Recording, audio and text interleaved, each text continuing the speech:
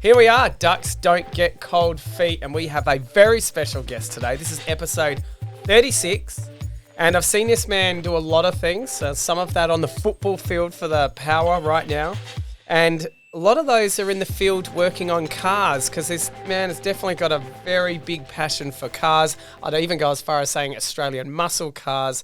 I am here. I'm very proud to say that Charlie Dixon is come on board for today's podcast. Welcome. Yeah, no, thanks, mate. Thanks for having me. So it goes back quite a while, because after looking at all your footage that's out there, you obviously have a bit of a fascination with cars. But let's go back before that. And it appears that you were born up in Queensland. So you're actually not a South Australian. So you would be finding the weather now quite cold, I'm guessing, or have you got used to this after a period of time? It's I think I've been here nearly 7 years now, and like when I first moved down here, I was like coming from the Gold Coast as well, where it was like there was no such thing as winter, and like my first winter here, I was like, it was like how it's been lately, cold, wet, and I'm waking up every morning, it's raining, and I'm getting in the car, going on the train, and I was like, fuck this. I'm doing my 5 years and I'm getting the hell out of here, And I was just like, but I've actually fallen in love with Adelaide, and it's like I actually can see myself living here long term. So, but yeah, from Cairns originally. Yeah. I grew up there. Mum and dad are originally from country New South Wales. Moved up there in the year I was born, 1990. So whereabouts in is that northern New South Wales or Cairns? Oh no, I know where Cairns is. Oh yeah, so they're they're like in West Wyalong, so like Wagga. Okay, so not far from Wagga, like maybe an hour or two from Wagga. So sort of central New South Wales, and mum was on a cattle and grain farm and sheep, and dad was in West Wyalong, and dad's dad was a bus driver. Okay, and had his own buses and stuff like that, and then dad moved to Queensland and started his own bus company, Down Under Tours. Okay. And, still there? No, it's still there, but he sold it, awesome. And he's retired now. So he had that with his brother, and so they're retired life now. I love how we go from farming, which there's no doubt being a farmer would have to be one of the hardest professions on the planet. Absolutely, yeah. And especially right now with all the dramas that we've had definitely. With, if it's not COVID or if it's not flooding, there's always some drama. And you got to have hats off to the agricultural industry. Oh, absolutely. So, they just get hit from pillar to post. And leaving that, going up to Cairns. Now, Cairns is a pretty beautiful place. It is, definitely. It's I was very lucky to grow up there, and did nothing but like ride bikes, play sport. I was always outside. And then like what we had, because it rained so much up there as well, and we lived not too far from like a little creek out the back, and that had flood, and it just turned into like whitewater rafting sort of thing. We'd go get dad's, like bus tyre tubes, pump them up, and dad and that'd drop us up at the top of the creek, and then we'd float down all the way down, and like we'd have helmets and life jackets on and stuff, and that was like our childhood. Like we just did anything that we could, but yeah, no, love Cairns. It was awesome. How life has changed. Letting your kid go up there and on a tractor tire. I mean, on the river, that's how we used to have the tube rides. I was on tractor tires, and yes, they did occasionally break and occasionally pop, but you look at it now and how precious I am with my children. It's like, would I freaking let them do that? But yeah, I mean, to you, it was just normal. And there's so many things we did that was absolutely normal, which blows my mind away, because it's changed so much. I was showing my kids something from things that 80s dads know about, and it's like got the telephone, and my girls, what's that? I was like, that's a telephone on the tape cassettes. They're going, what's that? So that's how we listen to music. And then you saw there was a beta and VHS, and they're like, and I said, that's how we used to, like, that's your Netflix now. And they're like, Jesus, like they were looking at me, and they'd never seen these other than the pictures. Yeah, exactly. That's sort of the way it is. And it's like, it's same with old cars. Like, you got the wind-up thing. Like my, I know my cousin's kids, they said, like, got in an old car, like at the farm, and they're like, what is that? And it's like, that's how you wind the window up and down, like because they live in Sydney, they had no idea, like they're driving in cousin's Range Rover, window goes up and down. It's so easy to forget where that's come from, and now it's all on a freaking phone. Exactly. Except for one. Even one, I can wind my windows up and down off this phone too. Yeah. So Tesla's boom. Sorry, I mean Aussie muscle guys. I've got a mate in Victoria. They call him the Ferrari fixer, and he only does. I race with him, so he only does old school Ferraris. Phil Hughes, if you're ever listening in, he cannot stand electric at all. Like it gets to a stage where he can't even talk about it. And I've reminded him that the new Ferrari, the SP90, I think it's a hybrid or hybrid. Yeah. And he goes, well, I'm not working on that shit. That's ruined. Like, and and he's a Ferrari. He does all the Dinos and F40s, F50. He's just an amazing guy, but fuck, I can stir him up about electric cars. Won't go into that. But when you're at school, what sort of a kid were you? Like, I mean, you're tall now. I don't know what, 6-something? 6, 7. Okay, so were you tall at school? Or what, were you playing basketball or something? Yeah, so I was reasonably tall, throughout, and then I was what you call a late bloomer, I suppose. I was probably just under 6 foot until about like year 10, and then I went to like 6'6", and I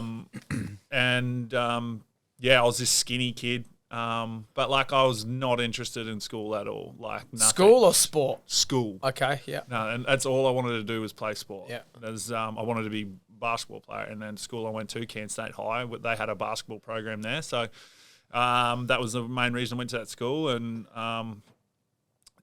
played basketball, sort of tried to play in representative stuff, and I didn't really feel like towards the end of probably year 10, I didn't really like the culture and stuff that was going on through the basketball, and it was a bit of politics and all that sort of stuff. So all I wanted to do was just play. Yep. And so I started playing like B grade or C grade men's or whatever it was. And footy? Basketball. Yeah. And just because I was playing with my dad's mates, and we'd just like have a run around and like no training and just go out and play. Yeah. Yep. And then started picking up footy sort of around 12, 13, I think.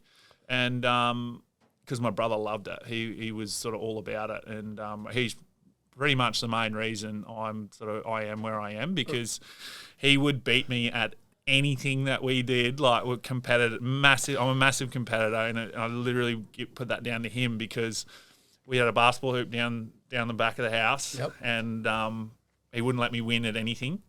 And then like water skiing, mountain bike riding, everything, he was just always better than me. He was always faster than me and all that sort of stuff. And he never let me sort of... How old is your brother? He's 2 years older than me, so he's 34. Older brothers, mate. They got something to answer.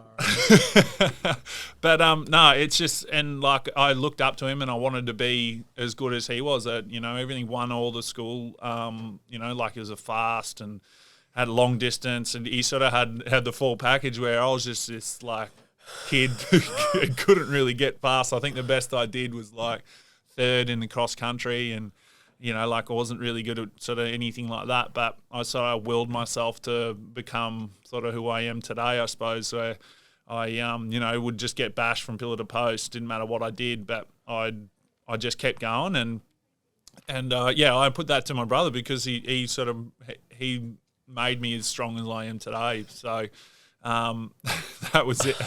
That was just my brother just winning, and me wanting to be that. Were you violent? Like, did you and your brother? My two girls fight all the time. Violent. Like, but was there always like usually the older brother has the upper hand. Usually they're a bit bigger. Yeah. He was massive, like compared to me. I got multiple mates that have. I've had to split up two mates in the office where the brother was having a go at one of the younger brothers, and they get emotional about it. Yeah, and they go into a punch on. It's like, guys, like Jesus Christ, like these guys are adults, like they're not children anymore.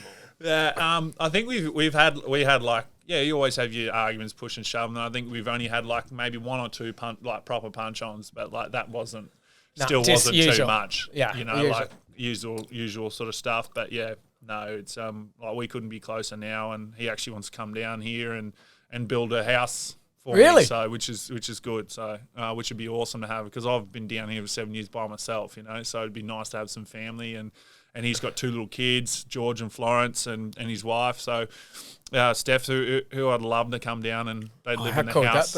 Live in the house I'm living in now, and I'm building a shed that'll have like a little living quarters. So I'd move into that, and then they'll live in the house I'm living in, and then they'd build the house on the property I got. God, just such a nice guy. Like, even putting the comments out on Instagram, like you seem to have people. Most of your people really like you, and I think that must be hard for a football player. I'm telling you, I can only, most of them you see are a bit arrogant and a bit full of themselves, but I don't get that at all from you. And it clearly comes from the comments. People are really... Oh, well, that's good. I was a little bit worried about what I get because because I'm a bit different to like the way I am now to the way I play football. I got like I said, I'm a competitor and I got a bit of a like white line fever and I think I'm easy to hate on a football field where like I'm aggressive and like I'm very emotional, so that pours out of me during a game, and people love that.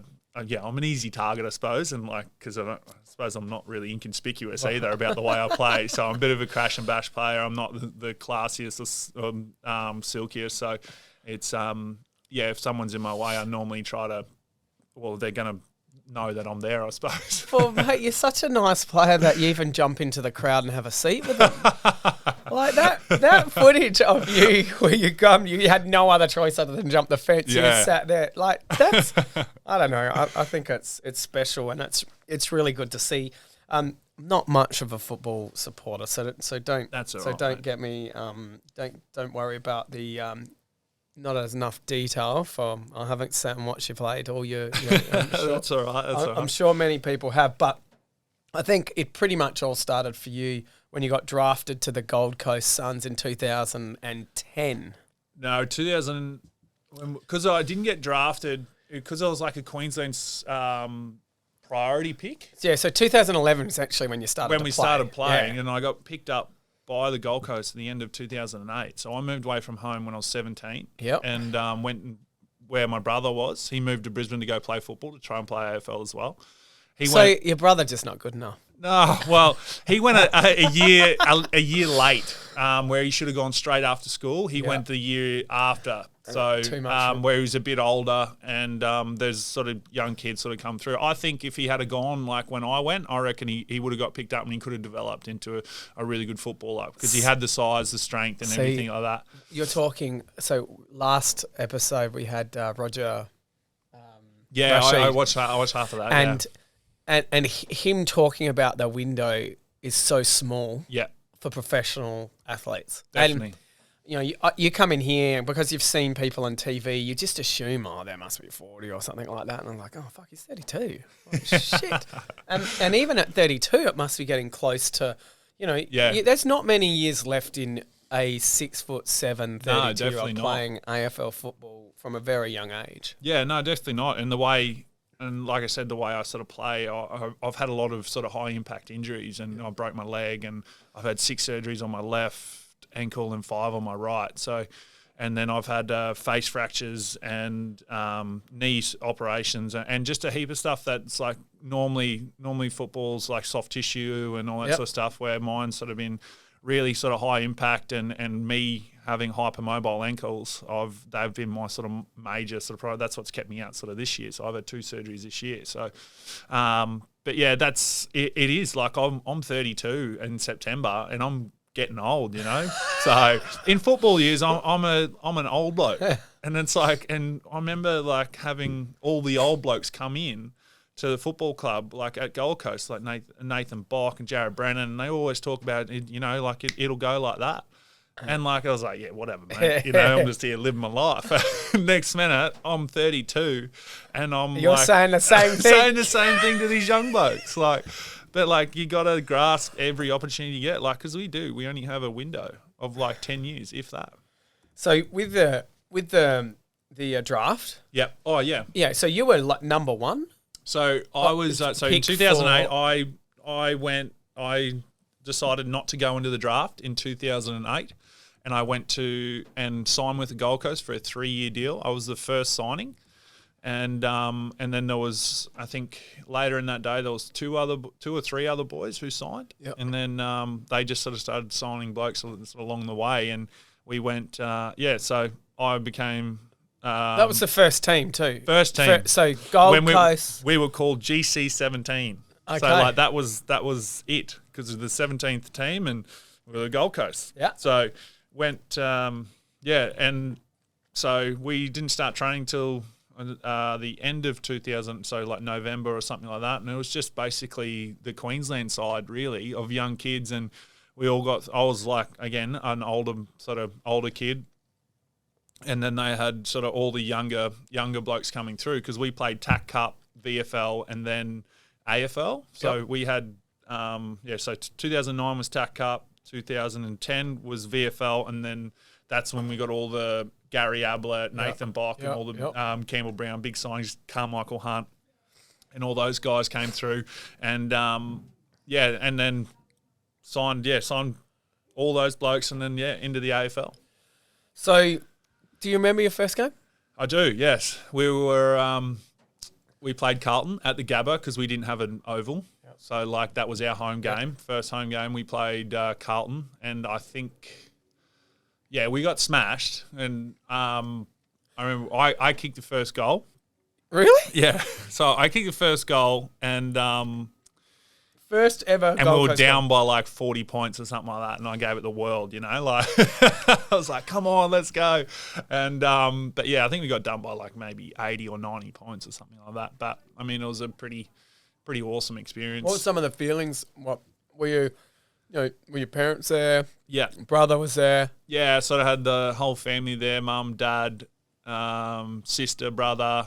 Everyone was sort of there. I think I had some cousins there as well, and it was awesome. Like I probably haven't really reflected on it sort of too much really about, the feeling. And I can remember being out in the field. I just can't really remember anything else. Yeah. So now I'm thinking about it. No, there's not much else. Yeah, there's not much else that happened. No, well, like I remember the first goal. These are things that can never be taken away. Yeah, well, that's it. And I remember like everyone's asking, you're nervous, and I was like, no, I'm just playing football. And like I ended up sort of playing all right. I think I kicked 2 goals, 2 or something like that, and had a few touches. And then I remember the next game we played Western Bulldogs at Etihad, and I was a nervous wreck. And I was like, I was shitting myself. I was like, I've got to keep playing, like good. Like I want to keep playing good. And and then they smashed us, and I didn't really even get a look at the footy, So, but that was just being sort of young, I suppose, and sort of not knowing how to deal with that sort of stuff. So, when did you find out you were blind? That year, really. That year. So I, I think it was my management at the time. They were like, "Oh, Charlie's running under the footy a lot. We need to go. We need to get his eyes checked." So they took me to the guy that Alistair Lynch used to go and see, and I saw him, and he said, "Yep, you've got astigmatism in your left eye, and then similar sort of stuff in the right. Your left's worse than your right." So gave me contacts, and I still remember the first day I put him in. I was just like, "Holy hell!" I was like. Because I was short-sighted, so I was fine here. But I remember when I was struggling to set some games, it's just what your brain get used to. But everyone would be like, all right, who's got the footy? Who's got the footy? Right up the field, and I didn't even think anything of it, and I put them in, and I was like, holy crap, I can see again. It was amazing. And now I take them out. I still wear contacts. I would love to get laser surgery, so I don't have to wear contacts. I wear dailies, and but even when I take them out at night and then walk around in the morning, you're like, sort of walking around. I'm exaggerating a little bit, but it's frustrating because it's something that you want to, that's just, you want to be able to see, further than your hand in front of your face. So that is hilarious. Yeah. It says that you actually figured out later that you're blind, half blind. Yeah, half blind pretty much, yeah. Well, it definitely seems I remember driving home from Brisbane to Cairns in 2010, and at night I remember it was that was when I was like, man, I cannot see a thing. And because I had a truck in front of me that had a flashing light, and I'm driving, I'm like, oh my God, I'm blind. Wow. Because I mean, football, you actually have to read ahead of the play, and for that to happen, you actually probably should be helpful to see something. Yeah, exactly. Well, that's key. That's so good. So Gold Coast, how'd it go for you? How's your time at the Gold Coast? Because that obviously set you up for moving down to Power. Yeah, no, definitely. I look at it as a time where I made some lifetime friends and like the football side, like it was tough in the football side because we weren't winning a lot of games and all that sort of stuff. But then the lifestyle of the Gold Coast was amazing, and like it's warm. It's warm, yeah, exactly. And no one knew who we were. And so, like, we could go out and sit in a pub and drink, not get hassled. It was fine. And that sort of, you get yourself into trouble doing that as well. Missing curfews and all that sort of stuff, not coming to recovery the day after. And as young kids, like I said, there was only a number of sort of older blokes. And then we're young kids sort of trying to find our way and like set our own guidelines and all that sort of stuff. And we're still trying to live the, like every other, 18, 19, 20-year-old that does on the Gold Coast, and that's just go swimming, go out drinking and having a good time, and then also trying to be a professional at the same time and trying to find... So how'd you balance that? Oh, I didn't balance it very well, to be honest. Like, I knew, because my football, like my first year I played like 10 games, I was in and out of the side because I wasn't fit enough and I wasn't doing enough work, and then I came back the next year, had a really good preseason, and I was sort of tracking really well, and then I broke my face, and then sort of there was just... Playing football? Playing football, so actually Jeremy Cameron sort of put his head into my cheekbone. I had 6 fractures, and I got a couple of plates in there and a few screws, and... I can see it, actually. You look hard now. And then I missed 4, so I missed the first 4 rounds. They wanted me to play in the 2s to earn my spot, and then I played. Then I came back, was playing some really good footy, and then sort of broke my face and had 4 weeks off, and then I was pretty consistent through the rest of that year, and I sort of made sort of decision in myself like that. I was like, as long as I worked hard, I could do whatever. I could do whatever as long, and I was playing good footy. It didn't matter. Like I could go and have a good time as well. And we had a 1:40. 45 time slot most of the time on the Gold Coast during the day. So it's like we always had the Saturday night, and like it was like curfews and all that sort of stuff. But, it was a time where it's just like, as long as you play good footy, try and like you're, doing everything you can go and have a good time. And we were able to do that to some extent, but then you sort of push your luck sometimes and then you get in trouble. I think, I know a few professional athletes, and I'd say an idol's mind is a devil's workshop, and that they train so hard all the time. Yeah. But when there's some downtime through whatever the reason, could be injury, could be not performing, you see them and you're like, it must be extremely difficult to stay focused 100% of the time. Yeah, no, absolutely. And like I said, I've had a heap of injuries, and that is the hardest time, because you can't do what you're actually getting paid to do, and there is a lot of downtime. And like even like now it's like so like through my rehab this year, it's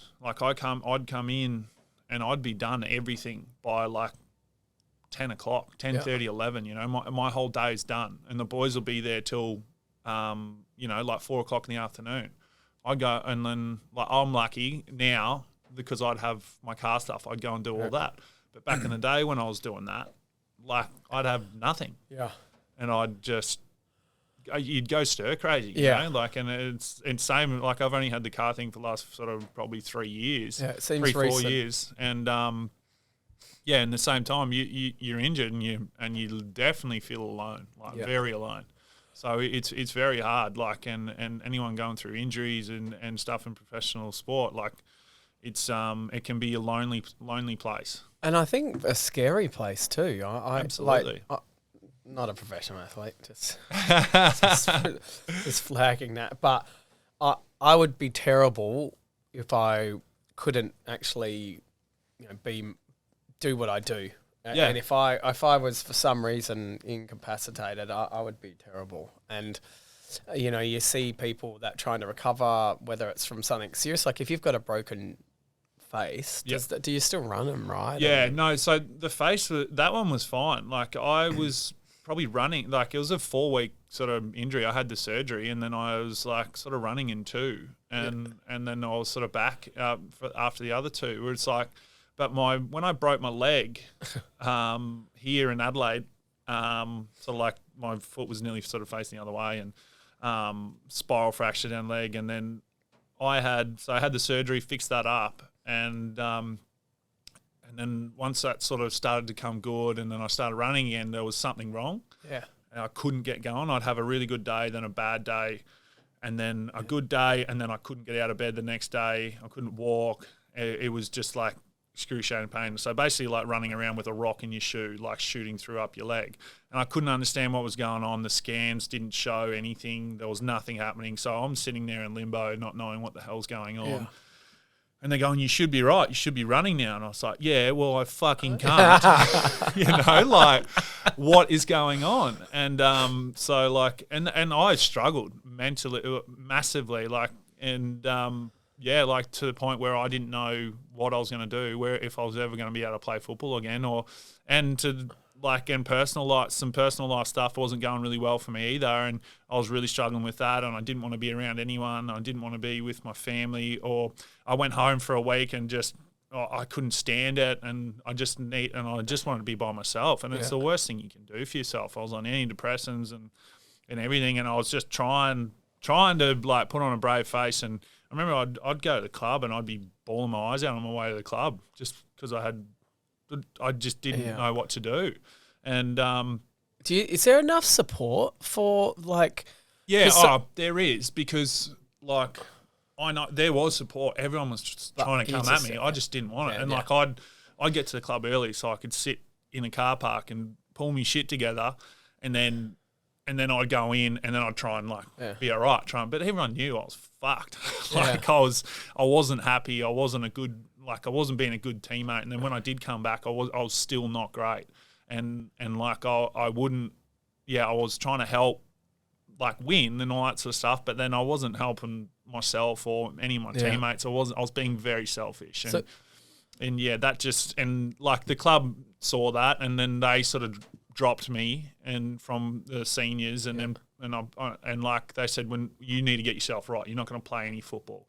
And I said, you can't do that. I said, you got to let me play. I need to play, because like that's the only thing I've got at the minute, like that's the only thing, because I didn't want to, there was nothing else I was doing. Yeah. And other than that, and then also like drinking and that, when you're on that sort of on those medications, it's just horrible. And like it's all good, like I feel good now, like I'm having a good time, it's good to be around mates and this stuff. But then the weeks after that, it's like it's to a point now where I'm sort of trying not to drink now, because I struggle like mentally after sort of even like having 5 or 6 beers. Like it's something that I'm trying to work on myself, But like it'd just be you're just doing yourself so much harm, and it wasn't till like I had a really, really, really bad time. Like after they dropped me, that was sort of like that was my lowest. Where was that, at the Gold Coast? No, that was here in Adelaide. So that was 2018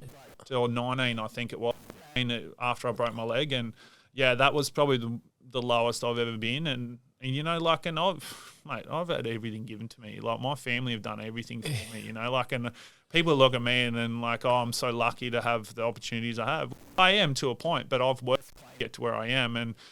And like I look at it like why am I like this? I said, I've got so much stuff that I love doing, and so many people around me that love me, but it's just, it doesn't matter. Like if you've got these feelings and there's something going on, you need to go, and like I see a psychic every 2 weeks, and if I don't, I can feel myself sort of starting to sort of spiral. Yeah, see, it's hard. I think what a lot of people underestimate is the peak of playing, like I'll say football. Yeah, that peak of getting, must be an amazing feeling coming on a crowd or hearing a crowd cheer when you kick a goal, and that just doesn't taper off. Like it's a very unnatural environment. Like I cook a good meal at home. I don't get the cheering. Like my kids just go, yeah, they don't even eat it.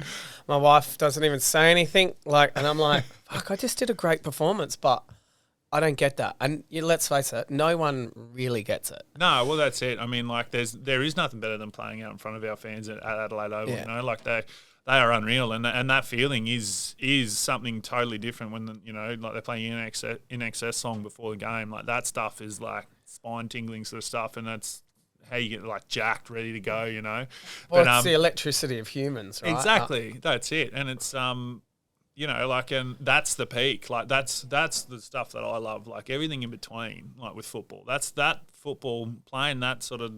That style and like being in that environment is the best thing ever. But it's just no one sees sort of like most of the work that comes in behind it, and like what you're battling to get yourself to that position as well. So it's And I think you coming through, so much has changed in football. Yeah.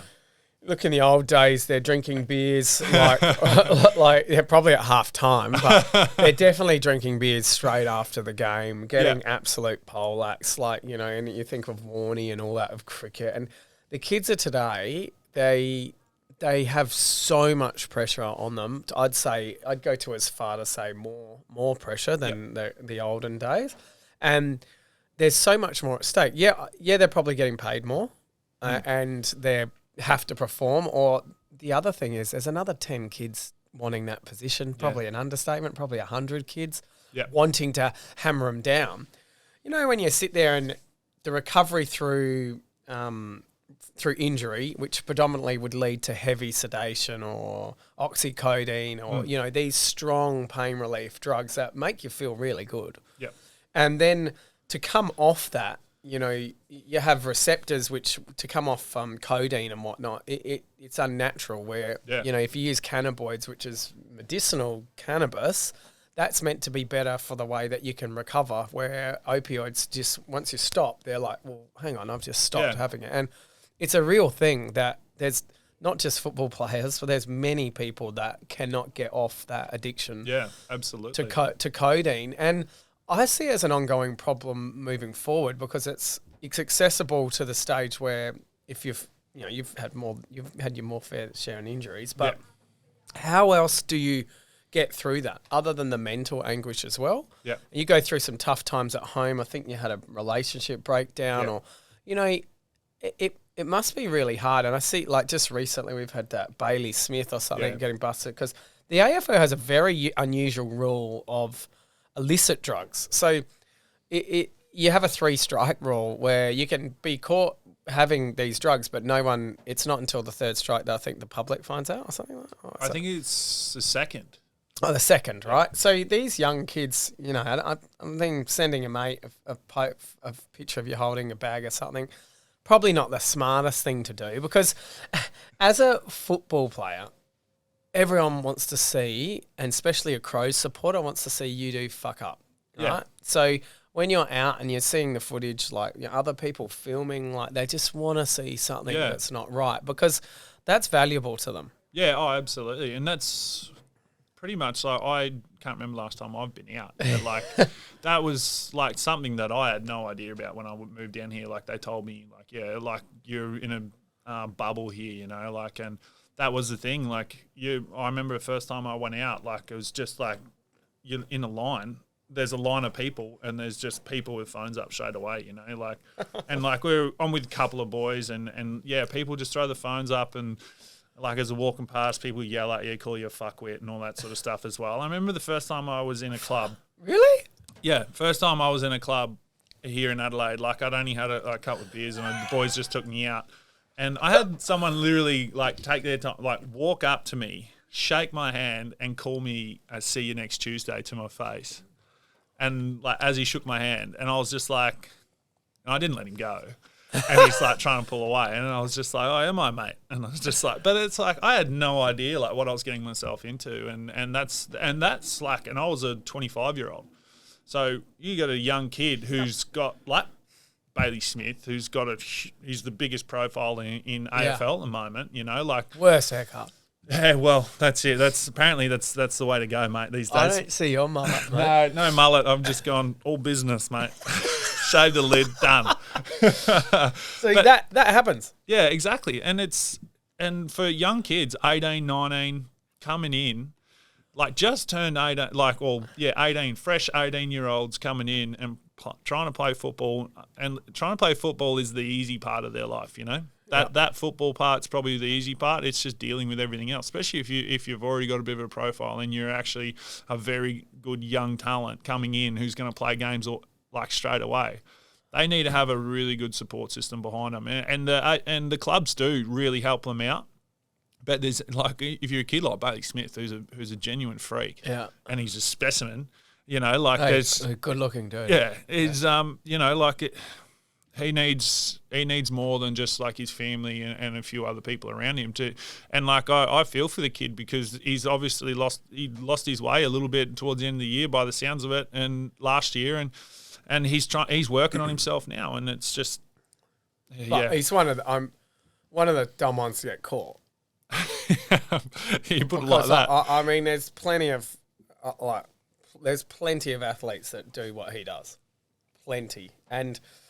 That's why the AFL rule is a little bit unusual of a rule, but you know I think that's with the highlight of these kids being under the spotlight. You get paid good money, but your life is over.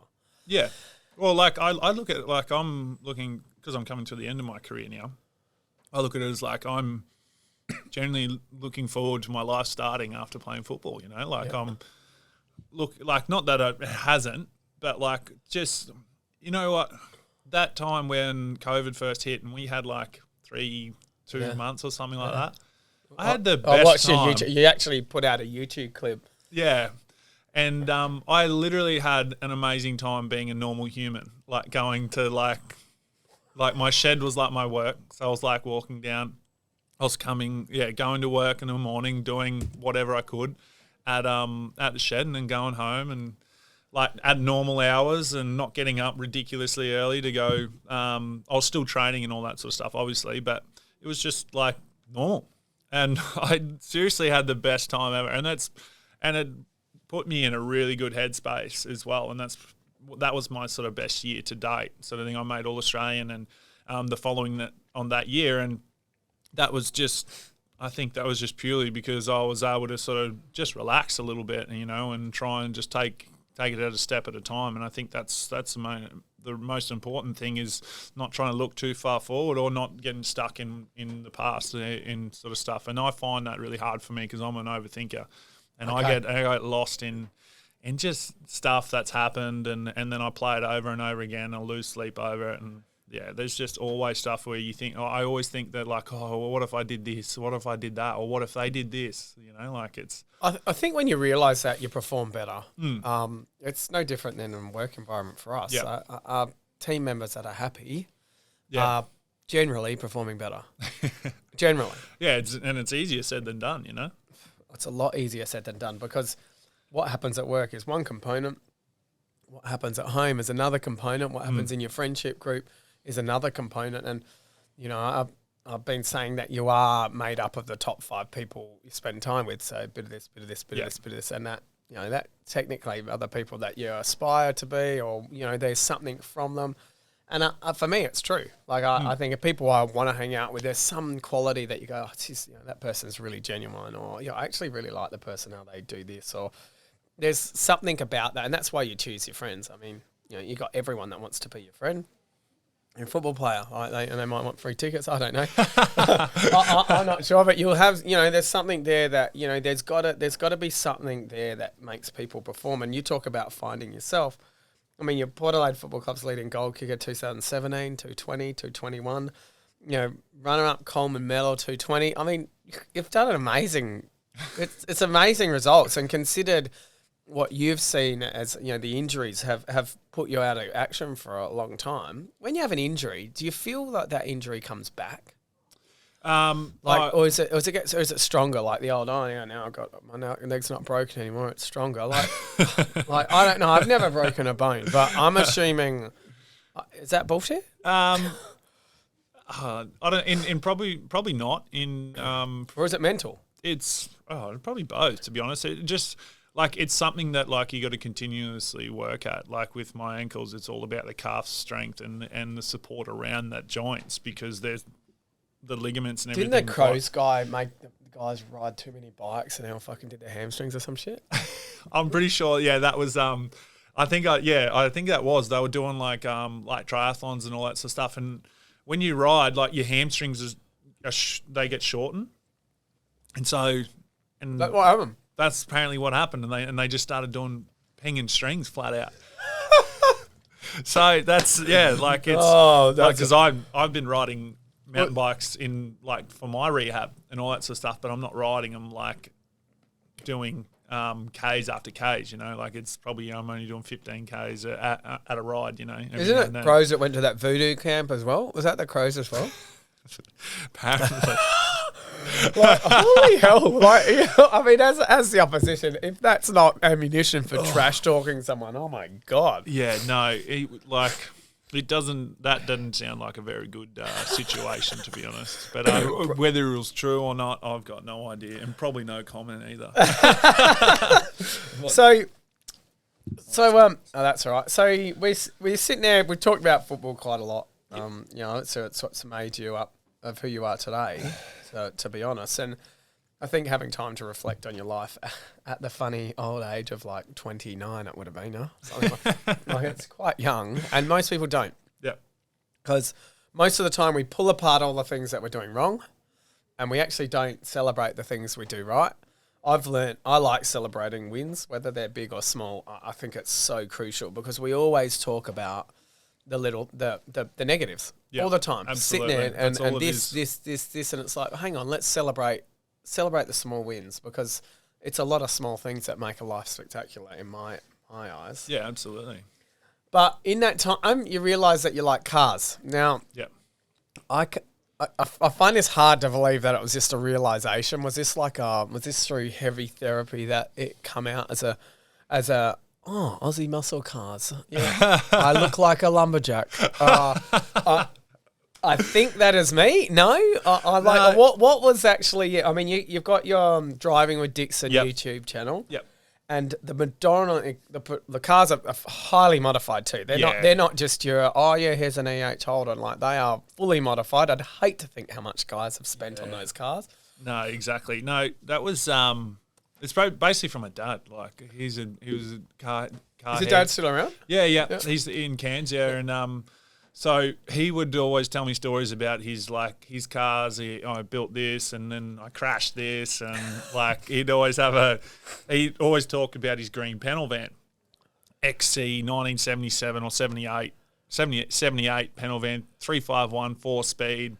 And it was like fastest car in the district, you know, like whatever. Only lost to one guy, and it was his mate who was the mechanic or whatever like this. And I remember he they back in the day, like in country New South Wales, they went to one of the shows, and that's where he met Mum. And then what show? Like one of the a Ardlethan show sort of thing, like or a rodeo or something like that. Oh, yeah, okay. Yeah. So, then they get in the car and then... Not a sphincters and... What is it? Went to a disco or something back in the day. Not sphincter. No, ball, yeah. I know what you're talking about. You know what I'm talking about. Yeah, the ball. Country, the country balls. B&S. Your B&S ball. Yeah.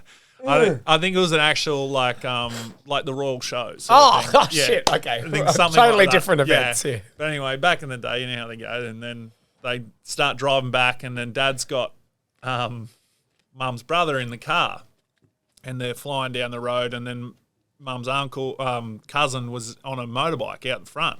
It was pitch black, and they're riding, and he's gone. My dad's trying to catch him. He's gone, and then there's a big sweeping corner, and Dad's seen it late, and then sort of like come around and put the van through like a heap of pine trees, and Mum's brother ended up in the back of the panel van, and then the car was still like idling there. Everyone was all fine, but then here comes Mum. And Mum's dad, Mum's mum, so my grandma and grandfather come around the corner, and the lights are shining at them as they're coming around the corner. And the car's still idling, and Dad tells the story, and all this sort of stuff. And then like everyone's calling him a dickhead and all this sort of stuff, and great first impression, like from meeting the parents and all this sort of stuff. So, and they're trying to get the car out and all that sort of stuff, and they've pushed it out, and Dad's nearly hit Grandma as the cars come out, and then it's just like, it wasn't a very good first impression. But anyway, he lasted. Still together. Still together, but no, and he. I'm only telling that story because he got the car all fixed, got it all back, and he's going out to he went and picked Mum up from the farm, drove back into West Wyalong, and then they're coming back, and he hit a roo, and hit a kangaroo, put its head through the radiator, and then had to park the car on the side of the road. And like that was just after he got it back. This car's pristine. Yeah, and so that's a very funny story. And then they had to get it towed, had to go and get it towed like the next day, and he was in trouble for that because you're supposed to have Mum home at a certain time. So I don't know how they didn't I don't know how he got another gig really. So but yeah, that was Dad telling me stories about cars, and I just fell in love with them then. And then when I was old enough, my first car was a VT wagon. Yep. That he put some wheels on for me, and that's cool. And it was a company car, and then he bought it off the company and sort of gave it to me, and I loved that. It was a cool car, and then once I sort of got with football, I bought an XR6 Ute and loved that. Burnout machine. Yeah, that actually was as P plater, as you do, like an Excel. And and then it sort of just grew from there. I started dabbling a little bit more in sort of modifications and stuff. I did a bit of a car up there on the Gold Coast. It was a supercharged VESS Ute, and then when I came down here, I bought a Monaro up there as well, and that was already highly modified. It had a 416 cube. 9-second car. It was a 9-second car, so that car was a very cool car. I got it for $30,000. It looks cool. Well, actually, that's the one you in the middle of COVID just pulled apart. No, not that. No. So this is a different car. This is a different one. This is a naturally aspirated car. It was like a teal colour, so it was like a Port Adelaide colour. And I just signed with Port, and I hadn't come to the club yet. But I had this teal Monaro, which is like house of colour. It was beautiful, and I paid $30,000 for it. It had a 416 cube LS3, fully forged, and then a turbo 400, and it just did burnouts flat out. It was awesome. But then I took it up to Cairns, drove around for Cairns for a bit, left it up there for a bit, and then moved down to Adelaide. You had to buy that. And I was like, I can't bring this car down here. I was it's like teal. I'd look like an absolute lunatic driving this, So I sold that and then come down here, and I didn't have anything. I bought a Land Rover Discovery, and I'm like, I'm not buying any cars. I just want a car that can get me A to B. Everyone's tried to do that. Yeah, A to B, and then I was like, yeah, all right, that'll do. And I was like, I really want a Monaro. I really want another one. And then so I was looking online, and I bought a 2003 VY Monaro. Had 120. Great, that's the silver one. Yep, 2003 6-speed manual. Had 120,000 k's on it. Paid $20,000 for it. Wow. And then that car, out of other than the real old school Holdens and Fords, that for some reason is that the only modern two-door they did? Yeah. Oh, there was it went to 2006. I think was the last year they did. Yeah, that was it. CV8 or yeah. And it's you look at it and think that's got to be worse. I mean, when they're heavy modified, I think what I like from coming out of Japan, because you're talking Aussie muscle. Yeah. But the Jap cars, they full original, blah, blah, blah, worth more. But now they're starting to go, well, heavily modified's just as fucking good. Yeah, exactly. And they've really turned it on its side, because old cars are technically if old Mercedes and whatnot, keeping them very standard is how you get your money back. Yeah, exactly. But the Japanese cars are well, you can modify them as long as it's done by a good tuning house. Yeah. It can be and you use the proper parts. Yeah, 100%. Where high quality, and all that sort of stuff. It seems to hold value. Yeah. Huge. So, not the way I've done mine though. Well, I can see most of your stuff you like to heavily modify. I mean, if you go back and look at cars, what's been your most recent favourite car? that you own? Most recent favourite car. I just or doesn't have to be recent actually. That I've owned. Well, I do love the Monaro, like it is, and it's rock solid at the minute. So what happened to the teal one, just for the record? Oh, I just sold that. I sold it. It was up in Cairns, and I sold it to a guy in Mount Isa for like 32, and then I saw it maybe 4 months ago. He had 75 on it for sale, and I'm like, there's a lesson I should have just put that in the shed. That was a nice car. Yeah. There's a lesson there. Like literally any car, well, at the moment, any car at the moment is going through. It's ridiculous. Yeah, it is. It's mental. It's better than the stock market. I did say that. Dad rang me. He's like, all right, well, yeah, we got to do this, got to do that. I'm like, yeah, right, mate. Don't even worry about it. Just worry. It's only down if I sell. Okay? Exactly. My Bitcoin's fine right now. You know? Like, God damn it. But yeah. So car-wise, I'm actually building like this. I'm building a HX. So 1977, which is my old mum's dad's farm ute. So I bought that. Oh no, my uncle gave it to me for nothing, and because it was literally nearly nothing. He got about 100 kilos of dirt out of it after he cleaned it, and I'm putting in a billet RB30 in it with a G42 turbo, and should make, hopefully around 1,200 horsepower at the tyres. And that car should be here in the next 2 weeks. It's been in parks for 7 years, getting the body redone. Oh, so not finished. Not finished. You want something that's finished? That's the Monaro's probably the only car I've got finished. Everything else is just not finished. Welcome to my world. I got one car that I can drive around, and that is the Monaro. And it's like you said, it's a 9-second car, and it's pretty mental, just like driving around on the street, roll cage and all that other stuff. And do you take, like, I noticed you go to the track a fair bit? Yeah. Do you do any of the roll racing? Or? Yeah, so that was, I haven't done any this year, but I was even thinking maybe going this weekend, because it's on this weekend. We play a 140 game, and then maybe I could shoot up there after. But I'm having my own event on Sunday at Malala. Okay, what's this? So it's like cars and coffee. All right, okay. At Malala? At Malala, yeah. The cars and coffee out there, and then also there's a speed off the street track day through the bend. And then there will be a burnout display, and then also go-karts, because they've got the new go-kart circuit out there. Yeah, so, at the Malala, yeah. So I've been working with it and trying to work to a point where we can have something like this. And so this Sunday we're having a bit of a So this, just if anyone's listening, it won't be this Sunday. Yeah.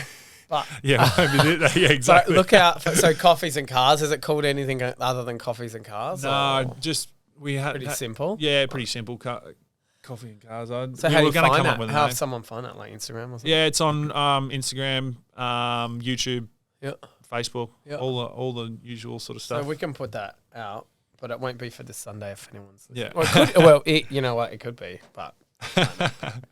So with the cars, that's sort of you heavily. Can you do any work on a car? I can do a little bit, not much. Like if someone like you said, when I pulled that car apart, that's pretty much the extent of like my stuff. Yeah. So what about putting it back together? Putting back together is a different story. Like I'll try my best. So like I remember I had to pull the manifold off to put some. I had to pull my manifold off to put like some heat vents through, and I pulled it all off, and I was like, hell yeah, I'm getting through this. This is easy as, and did it all, and then went to put it back on, and then things wouldn't touch, and I didn't know where this cable went and all that sort of stuff, and also I just rang a couple of boys who had cars in my shed and said, hey, can you come and help me with this? And then like they'd come in and I'm like, all right, I've got to go. And then they'd do all the work and I'd have to leave. You know what? I originally, in my early Subaru, I had a it's in 90, no, what was it early? It was my first, like 90, must have been 99 or 2000. I must have, I got a WRX, and I was pulling stuff apart on it, and I thought it was pretty cool. I could put a blow-off valve, and I was like, yeah, I've got this, but yeah. I'm not mechanically minded at all. Like even driving, what noise did I made? Like I can I can come back and ask if you ask Aaron from Jam, I can tell him any sound. Nah, it's like a do good. And I should record them because I give them. He's like, mate, like you can see them just going, mate, what fucking sound is that? And I go. And one of the sounds I heard on the F1 Abidjan on the weekend, and the skittling on the ground, and I'm like, "Fuck, that's the noise." I rang out Aaron. I said, "That noise on that cam, that is my." He goes, "Yeah, it's you bottoming out." I said, "Well, fucking hell, here I'm making this noise," and he didn't understand what that was. It was so fucking obvious. Like everyone knew what it was, but everyone knows what is right. Well, even with the batteries, like when a battery's like dead or and I was like, yeah, like it's a dead battery. So that's about the extent. Yeah, and I'm gonna leave it like that. I've got some cars in the process, and the problem is they just take so fucking long. Like I got one car, and Jack, if you're fucking listening, I hope you're enjoying. These old Skylines, they're like, they've both been 5-6 years. I actually blasted them all, the shells, so I could then code them so they wouldn't rust anymore. Yeah, exactly. And I was doing a number on one of those Skylines. It's over $250,000 to get it back to condition, and I'm like, fuck, man, like, and that I've got 4 of those, and I'm like, fuck, I can't afford this. Like, and I said to Jack, I said, like, this is over 5 or 6 years now. Yeah. And I go, will I see this car before I die? Like, it is like that. I am the same with like my HX. It's like righto, mate. Righto. I'm glad it's not just me, because I sit there and I look at all my friends that have had big project cars, and just recently I bought a project car off a guy called Shane, and he's a Nissan Datsun, mate, Japanese fanatic. And I had a just random chance, mate, took a photo of the car, and it's exactly the cars I'm building. And I'm like, get fucked. And I sent a message, how much? And he goes, no, not for sale. 7-year project. So this guy had worked on this for 7 years, guys from Mad Dat.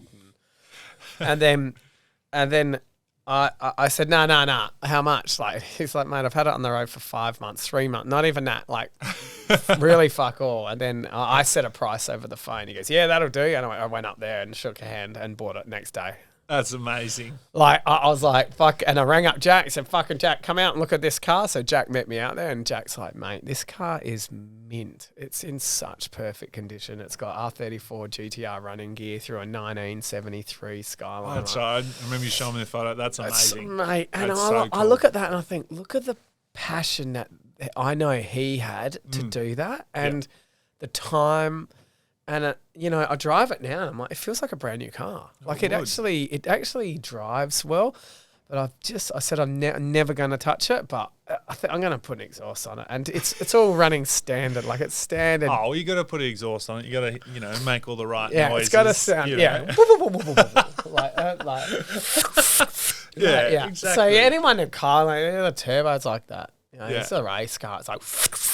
And it's like, oh, mate, I fucking love turbo shit. Like, it's so good. I love it. Like, yeah. And I think people with cars, there's something about it. Like originally, back in the day, for me, I was a Japanese car. So I think it's funny having all Australian, because I've been into Japanese cars for a long time. I know whose fault it was? Colin McRae. Colin McRae, yes, absolutely. So it's his fault, not very Japanese. But the 555 Subaru WRX, quite possibly the most mind-blowing car, and I'm kicking myself I didn't buy that one, just come up for auction, and it wasn't Colin McRae, but it was Carlos Sainz.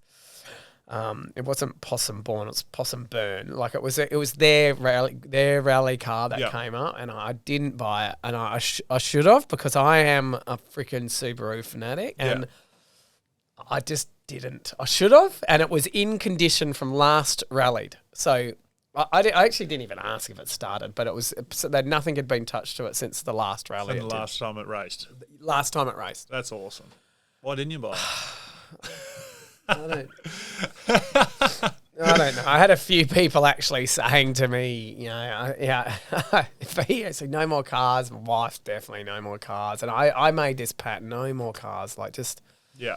But that's what gives me some enjoyment. Oh, exactly. And like I look at my investments I've made. I've got shares, slip my wrists. I've got my crypto, slip my wrists. I've got my housing, which I've just literally sold all bar 2 houses like a month ago. So in that peak, I thought there's not going to be a better time. So I've sold all of those. Yeah.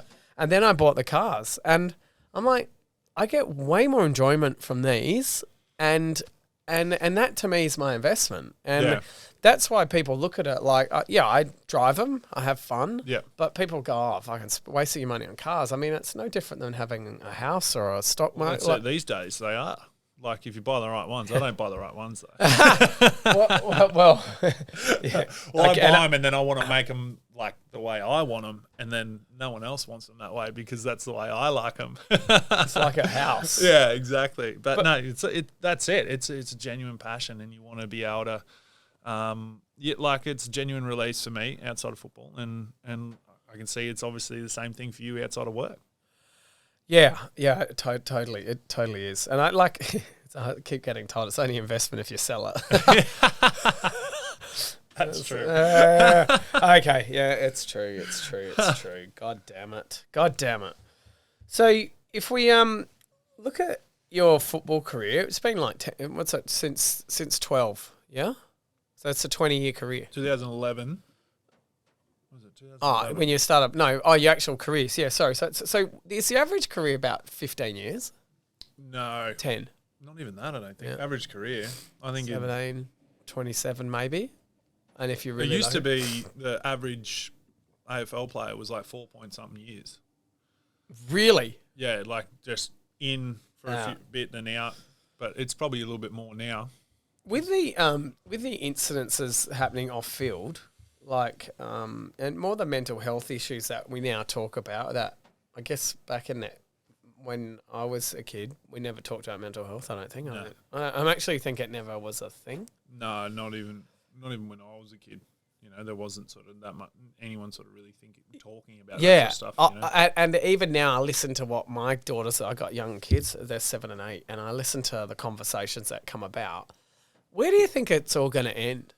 Yeah, I don't know, like because everyone's. I mean, like social media is probably a huge factor in it. Even though we use it as a platform, 100%, and it is a really good business sort of thing for us. But at the same time, it's like a what do they call it? Like necessary evil. Yeah, exactly. And you've got, like people living amazing lives apparently through Instagram, and people just want, and they don't know why their life's not like that. And then that's like thinking like, oh, why can't I have that? And it's like, why aren't I doing as good as that person? But you don't know what that person's doing.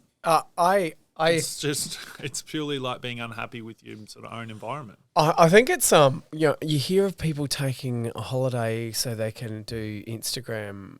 Yeah, I know. Getting posts on it, and I'm like, really? Like, I think one of the hard parts of things moving forward with what we're seeing is that, you can now, and the Kardashians have actually proven that you can be absolutely nothing and then make something of yourself through technically just social media and maybe a good sex video, but. But that's maybe. But that's technically shown like that can happen. So people see this and go, I want to do that. Yeah. And you look at the real clever people moving forward, like Mr. Beast or these people on YouTube and like even Logan Paul and look at what these guys are doing. Like they're creating fights with the best fighter in the world. They're creating this, and you got to give them credit for it. Oh, absolutely. They're genuine money makers, and that's what it is. It's because people's attention spans aren't great, anymore. And, you reckon? Fucking mate, case and point. Jesus. And like people just want new and weird and different things to watch, and like that's why Reels and TikTok and everything's there. It's like, I mean, I get bloody lost in it. Like you sit there just scrolling through Instagram Reels. I don't have TikTok just for that reason, because I'd be in mate, TikTok's serious evil, mate. strife if I had that. So, but it's like you just scrolling, it's like, oh yeah, and then like you like one thing, and then that's all you'll see for the next, like that's your algorithm, you know, like, and then it's like, oh I got a my mate. God. Motivational bloody talking things. Like I think I liked one of them, and that's all I see right now. Someone trying to motivate me to get out of bed and be better and go to the gym and all this sort of stuff. So I'm trying, mate. I'm bloody trying. The TikTok algorithm is frighteningly good. Like I don't have TikTok during the day. I only ever look at it at night, and that's a freaking nightmare. But I got a mate. He loves 4-wheel driving. Yeah. Loves Asian chicks, and his feed it knows, and he goes, yeah, like I'm just about to close it, and then a really hot Asian chick will come up, and then he goes, yeah, then I'm just about to stop. Like it must get slower scrolling, and then bang, a really nice 4-wheel drive comes up, and he says it just traps him hook, line, and sinker, and it's frightening because TikTok, I think their algorithm, because you can't skip it, right? You have to watch it. Do you? Yeah. You can just move straight on, but the content you can't buzz past. You can't. So it's very clever in its how it comes out. Yeah, absolutely. But it is a big sort of thing in the world today with that mental health. I think I think it's got a lot to blame, and I noticed Meta just released today actually, an update which gives parents some ability to control how much their teenagers. They say teenagers. I haven't had a look because I'm more worried about the fucking parents, to be honest. Like you go out now, and I used to worry about the kids being on their devices. You go out now, and there's all these parents, and I'm like, look at you guys, because I'm surprisingly not very connected. That's like good. when I'm with people, Yeah. I might have my phone there, but I'm storytelling. I'm present.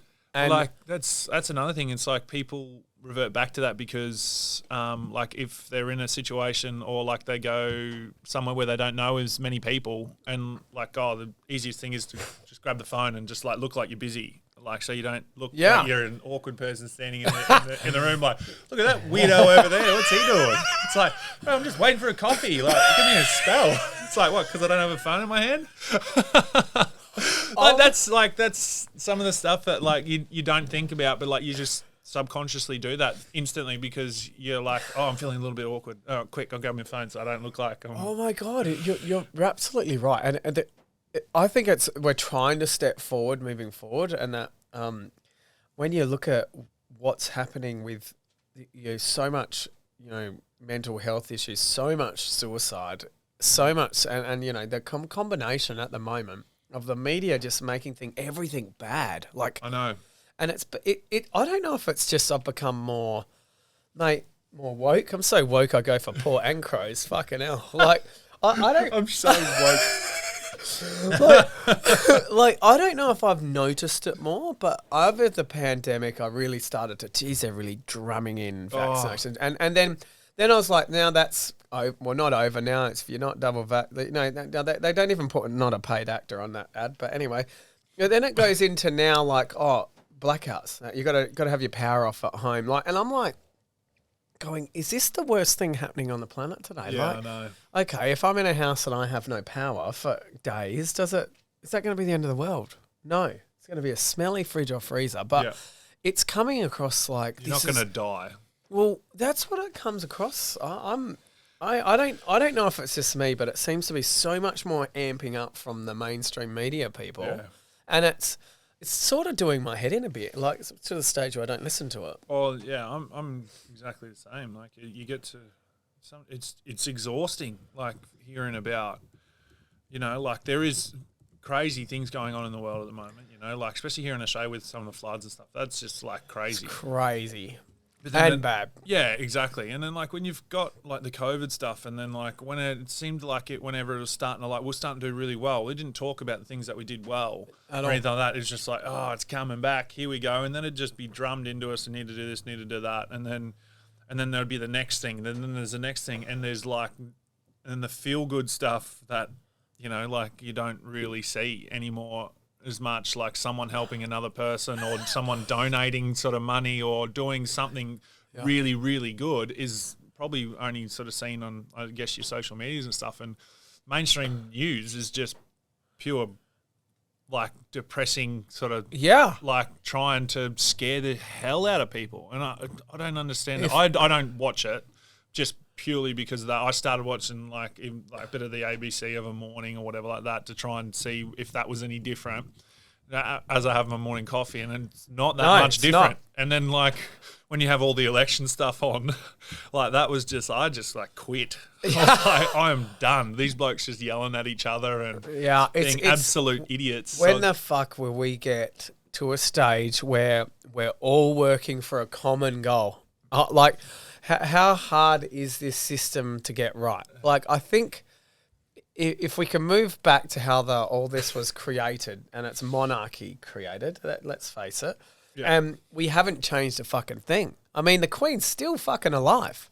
So what happens when she's dead? Mate, it was almost Prince Andrew who were going to have as the next one, but obviously he's not going to be the next in line. It's Prince Charles. But, and then who after him? Fucking Harry or something. I mean, who gives a fuck what these people are doing? I'd rather. I said the same thing. I would rather be in a country where you're working for a common goal. So you can't just shit can the other one that when I'm going to do this and I'll drop all that. You actually have to work together. Why can't this happen? Yeah, well, that's it. It's like you think. I think I'm asking the wrong person. You are definitely asking the wrong person.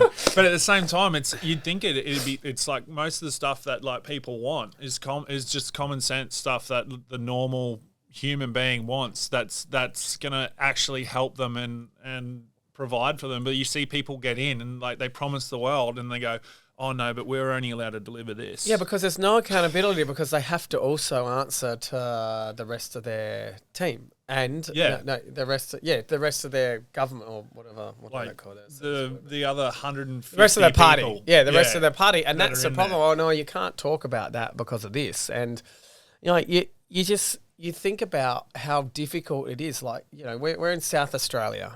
We have the best wine in Australia by a long shot. Not even a question of a doubt. Yet we can't sell it in a supermarket.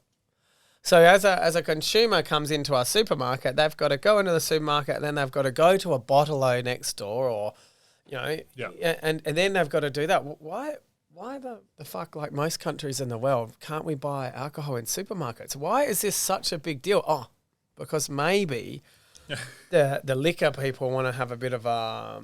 they've got a war chest to fight anyone trying to get new sites. And, they've had to pay licenses for pubs and clubs and hang on, Coles and Woolworths don't want to give that away. I mean, there's reasons there, but why don't we just cut to the chase and go, look, if I want to buy my alcohol, should it be done in a supermarket? I mean, we sell fucking cigarettes, for God's sake. Yeah, well, exactly.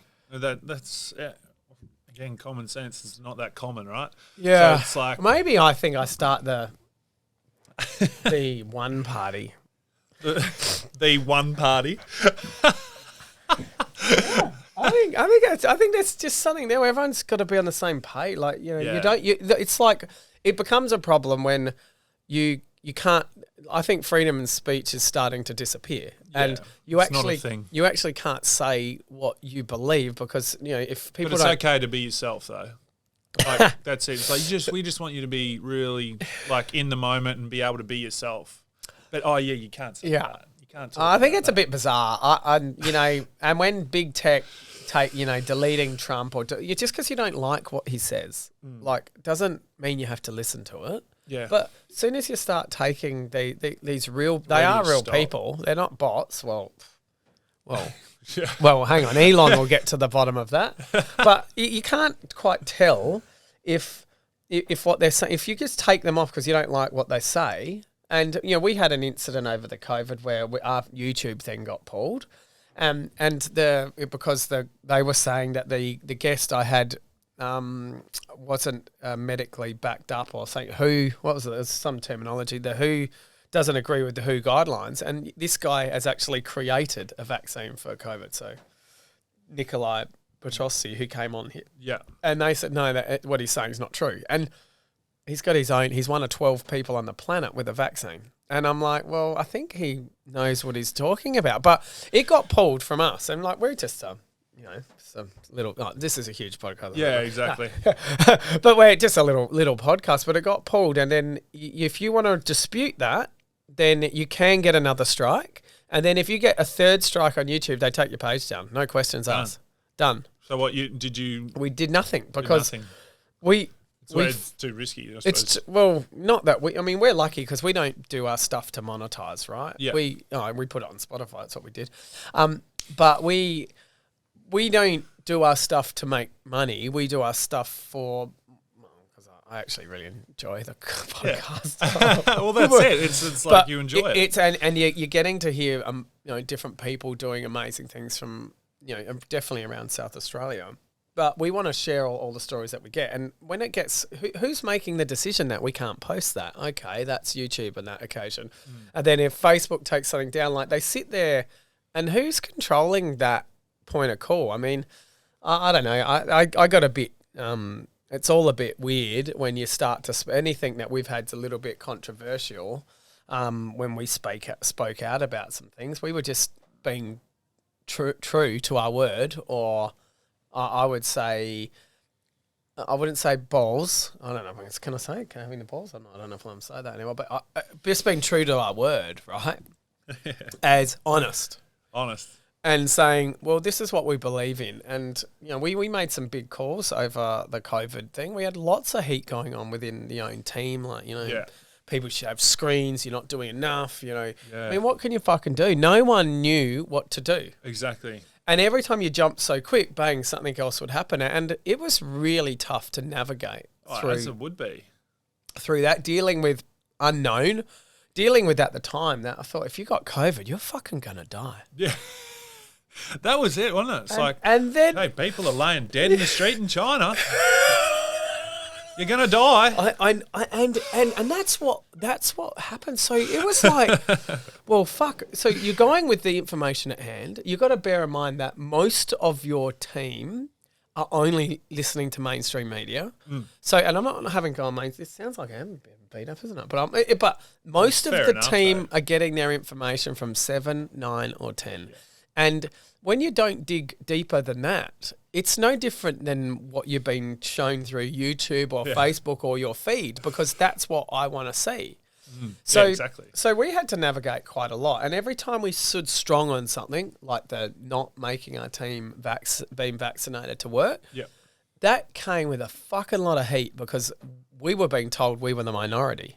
But funny enough, when you ask people, it looked like, oh, you're giving me the choice to do it? Yes, I am. It seems like we were, from what our team was saying, we were doing the right thing. And there was a few people, but from the other side of the fence was, no, you guys are going against everything. You guys are going to get sued because you're not making people vaccinated. Yeah. So that were the arguments we had internally in a business that, we employ 5,500 people. Yeah, exactly. That's like, I didn't want to think about how hard that would be. Yeah. Times your big problems by 5,500. Exactly. and every day it can change. Yeah, exactly. But that for us is, I saw it as, wow, you really have to open your eyes to what's going on, and you have to be prepared to change your mind if you think you're wrong, but not, but sort of make your decision on the information you have, and that's the hard part, because now I think you don't really know what's happening. I mean, all this information that's been released about the UFOs, and no one's really talking about it. I can't believe this. Like, the US government is saying, they're called UAPs now, I think. And have you seen Top Gun? No, I haven't yet. Ah, man. I need to go and see it. I might go see it tonight. Mate, I'm good at a solo movie. Are you? Yeah, I love it. I've done a fair bit of solo moving in my time. But in it, like they've talked about the UAPs, like the unidentified aerial something. I don't know. I think it sounds the same. But that's a big thing, but no one's really talking about it. It's quite bizarre, I think. It's very smart from the US government to release something like that during a pandemic. Right? They're like, oh, yeah, by the way, yeah, they're all real. They're all up there. We've got them all here.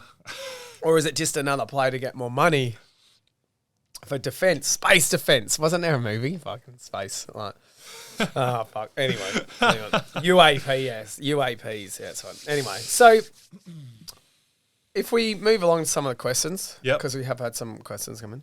Yep. What is your dream car? My dream car. Yeah. I always love like the Agera, the Koenigsegg Agera R. Yeah. Like, oh yeah, there's an orange one that was in Sydney. Yes, and now they've just opened. Koenigsegg have opened up in Melbourne. Bull dust. Really? They have. Yeah, they're in Melbourne. They've just had a launch. Stop it. I shouldn't have told it.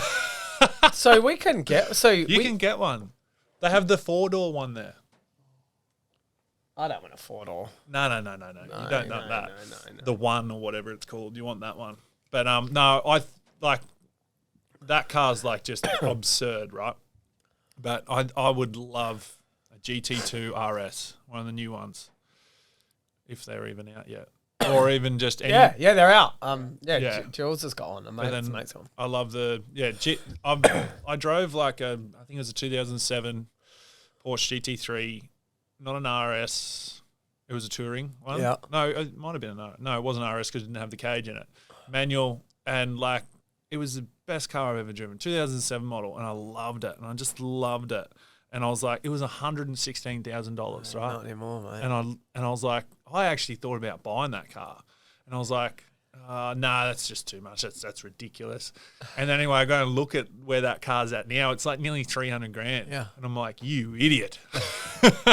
It's like, do you know how I said like I buy the wrong cars? Yeah. I think I went back and I bought like probably 4 F trucks or something like that.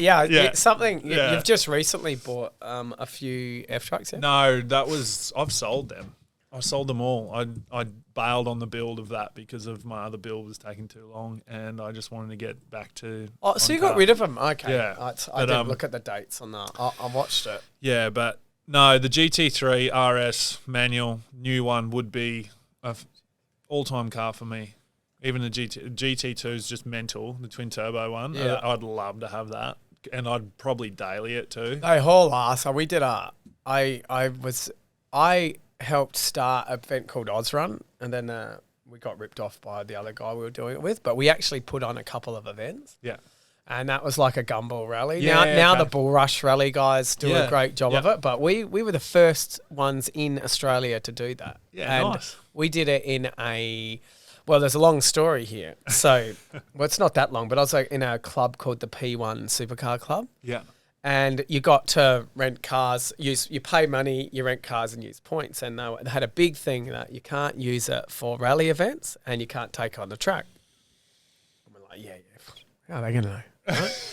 So we put stickers all over the car and like we did this event starting off at the Gold Coast and drove to Melbourne. Yep. Melbourne or Adelaide? Yeah. And then as we came down, we had a track day in...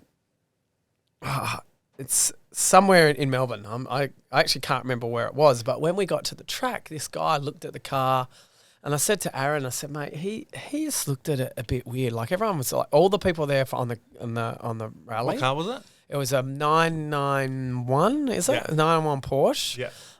It wasn't an RS or anything, but it was pretty baller. Yeah. And this is about probably over 10 years ago, maybe a bit longer. And he sort of looked at it, and then as we got to go on, no, it was actually the other way. We finished in Queensland, so we went from Melbourne to Queensland, and we're at Willowbank Raceway. Yeah. And as we go onto the track, this guy stops. He goes, mate, you're not taking out the track unless it's the last thing. So we'd made it to the last day, and we're like, what? Yeah, why? He goes, mate, that's one of the P1 cars. Like, I know it is, blah, blah, blah. And we couldn't take it on the track. So we got busted. But that's all that happened. I had a cracked window screen and we came back pretty normal. But, yeah, we got busted. That was there you go. Very poor story because I got it mixed up. But yeah, there you go. But did you like the car? Yeah, I mean, they're great cars. Yeah. Yeah, I would like to get an old Porsche. An old Porsche would be like the old Widowmaker. Yeah. Yeah. Yeah, I think something like, with the, and who was that Japanese guy that does the car the wide body stuff. Wide body ones. He came to Jam Motorsport. Yeah. So he actually came RBW, yeah. He came to Adelaide and did. I saw him, yeah. Yeah. That was unreal. Yeah. And he just comes and just smokes the whole time. And that's all flat out. I watch him on YouTube. He's just brilliant. And then he cleans up the gaps with Selly's no gaps or whatever. Yeah, that's it, done. They look unreal though. I speak to a guy who's got. Did he do the white one here? Yeah. Yeah. So I speak to him, and I'm trying to get him to come on to my sort of Chuck's Garage segment, but he's just finishing up the car. So. Yeah, I don't know what his work's like. It must be good, no? Yeah, it's pretty good. He's world around. People. What's his name? Fucking hell. Yeah, people pay him to come. They'll fly him over. Yeah. He just brings a wing or something wrapped in cellophane or whatever, and some cigarettes, and his little toolbox, and probably a carton of cigarettes. And just like that. Yeah, and he comes and you watch him, and as soon as he walks out the door of the airport, it's like bang. It needs to be a box of cigarette. God, mate, it has to be it'll be a shipper. Yeah.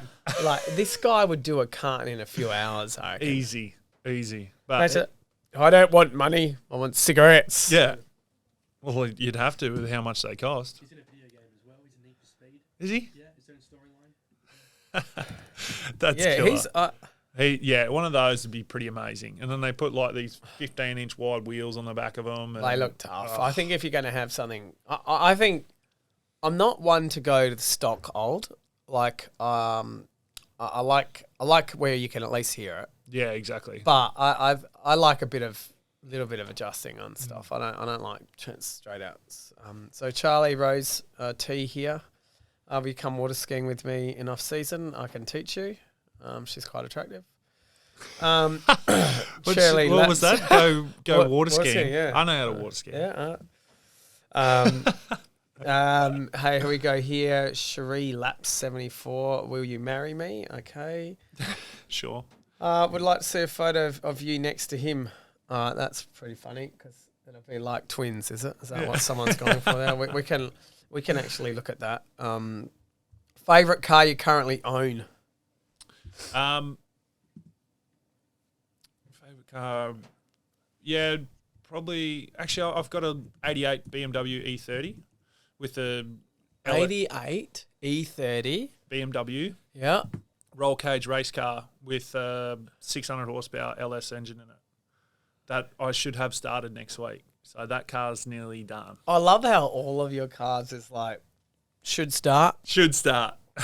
Should have it ready. I got all the parts ordered yesterday for it, so there's not much left to do. So engine's in, trans in, everything, and it's going to. So this is down to the last. Yeah, last fuel system, and little wire up. Okay. And that's going to be probably a bit of track and drift stuff. Yep. So I've been wanting to get into that sort of. Have you tried drifting? No. So it's pretty really interesting. I mean, I've technically not done it legally. But I think it's pretty tough. I understand the drift cars are set out. Yeah. To be able to control it a bit better, but I don't know because they're going pretty quick. Yeah, I know. It's frightening, but the stuff they do at the Bend, they do a drift school. So when they have the main events on, there's a drift school. Yep. So they have the skid pan, and they just sort of they'll have someone there teaching you and helping you do this. So they'll send you out. So I'm this. So what car? What car? The BMW. Oh no! So that no. No, you're in your car. Oh, you're in your car. Yeah. Okay. And you get to flick it around. They just have sort of markers set up, and you flick it around there. This car's got real high compression, and the engine. It's a pretty stout engine, and I've just got straight pipes straight from the headers, and maybe a little hot dog, and that's it. So it's going to be very, very aggressive and very loud. I think one of the guy I'm sharing my garage with, I reckon he's got, an M3 E30. Yeah. I took it the other day. It's left-hand drive. Oh, nice. And it's driving left-hand drive is I would have thought I'd be sticking very close to the lane, but I always ended up drifting back over. Like just the whole time I was sitting there going, geez, you have to really concentrate with a left-hand drive car. Oh, you would. Like, it'd just be odd. And it was the gears on the right. Manual. Yeah. So it's right hand. That's different. You know, he was trying to be a smart ass. He goes, yeah, no, the pedals are the other way around too. And I was like, really? I was like, you dickhead. Had me for a little bit. It didn't have me for too long, but you know. What do you reckon is faster, a Tesla, my Tesla or your BMW? I mean, at the moment, my car definitely. Your car definitely. I just got Tesla. I got it back. So you like ran out of battery or something? No, I've done that before. Yeah, I have done that before. But this wasn't what happened. I was on the way home the other night, and it said I got to come up on my car. On the car said this car may not restart. And I was like, oh, so I've never seen that message. Got home, got out the car. Actually, didn't think anything of it. Yeah. Next morning, got out into the car, fucking doesn't start. Like, I didn't think anything of it. And I was like, well, rang up Tesla. I could get in the car to start with. And then I got out of the car and rang and said, look, it says this. And they're like, oh, okay. And I said it had 250 Ks on it. So I had plenty of juice. Yeah. And then I couldn't get back into the car. Like, it just went dead. So completely dead. Yeah, like the screen, they reckon it's something to do with the 12 volt, but it bricked the screen. So here I have a Tesla on my front porch that I couldn't get out, so they had to get a tow truck through. They got some tricky way. The Tesla's got a couple of interesting ways to get into the car, like credit card boom, and like you open up they got a whole, because you understand it's all electric, right? Yeah, so you actually can't get in at all. No.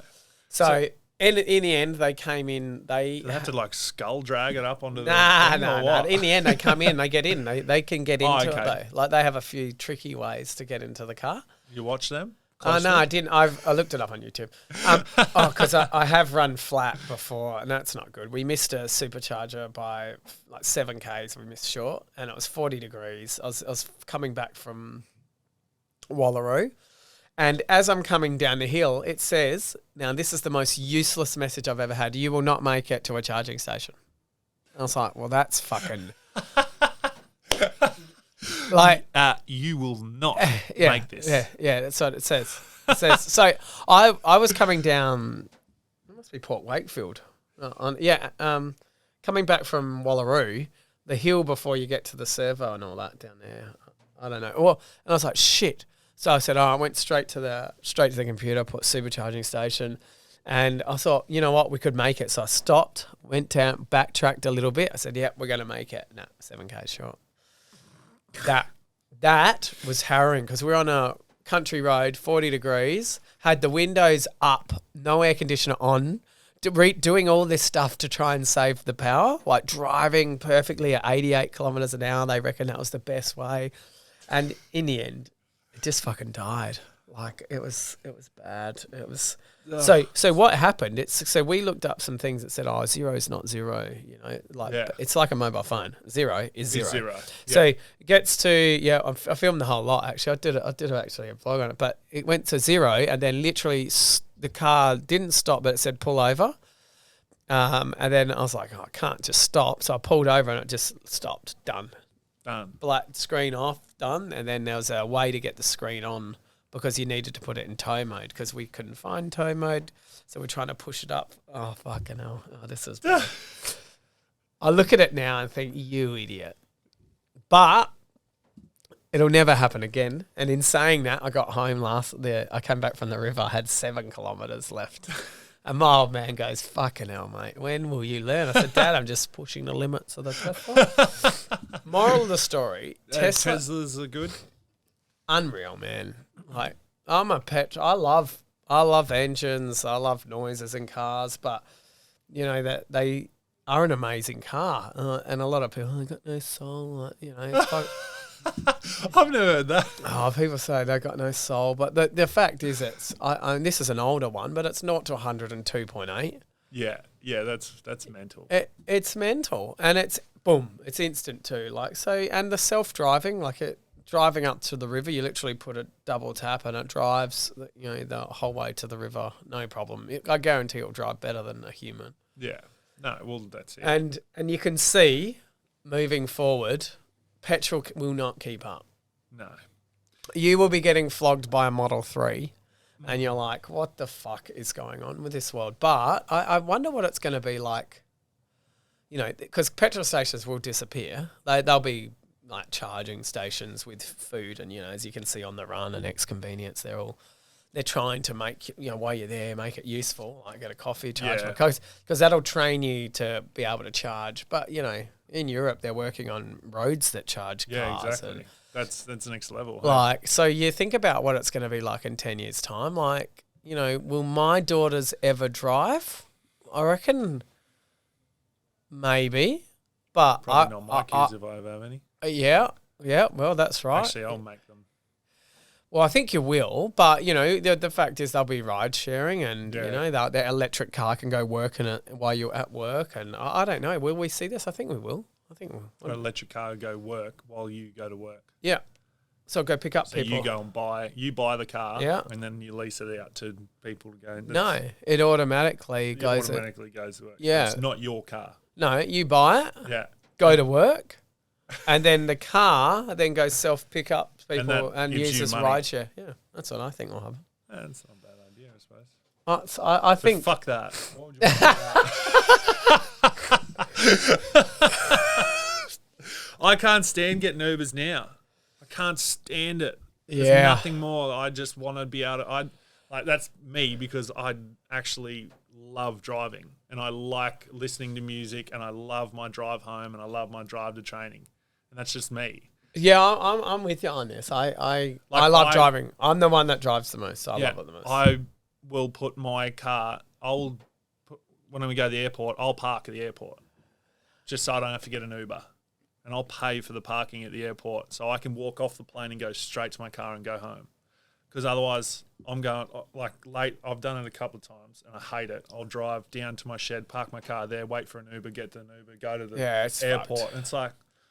That's shit.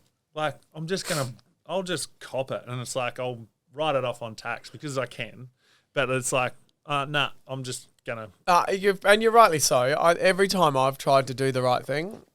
I don't want to get into my Adelaide Airport story. I had a shocking experience coming back the other day. They used to have someone directing all the traffic to the cabs or cabs. Yeah. And I came in, and it was late. It was with my family, and we'd been at the conference actually, and there was a big line. We got off pretty quick, and there was a big lineup. And I was like watching people. There's no one saying go around the corner. Like you know, you go anywhere in the world, except for Adelaide, and they go to number 1, go number 2, go number. And so everyone. So what was happening is people were coming here. There was no one directing traffic. So they get to the point where they go make a decision. I go left or right. So some people go, I'll walk around here, but then others would go that way. So the cabs just kept on working on. So the actual people around here weren't getting picked up. Like it was ridiculous, but. I needed a maxi because I tried to put my luggage in the car and he wouldn't let me put it in the front seat. That started was an unpleasant experience lifting a fucking heavy bag. No, you can't put it in here. You need a maxi. I said, where are the maxis? So, well, I don't know. And I said, well, can you call one? Yeah. Like, you know, and then I saw a maxi taxi come in and there was a family there with younger kids. And I was like, I said, how long have you guys been waiting? And they said, we need a maxi. I said, take this one. Goodness of my heart. And they looked like they weren't from South Australia. I said, take this one. And they said, you sure? I said, yeah, no worries. Meanwhile, my wife's looking at me like, what the fuck are you doing?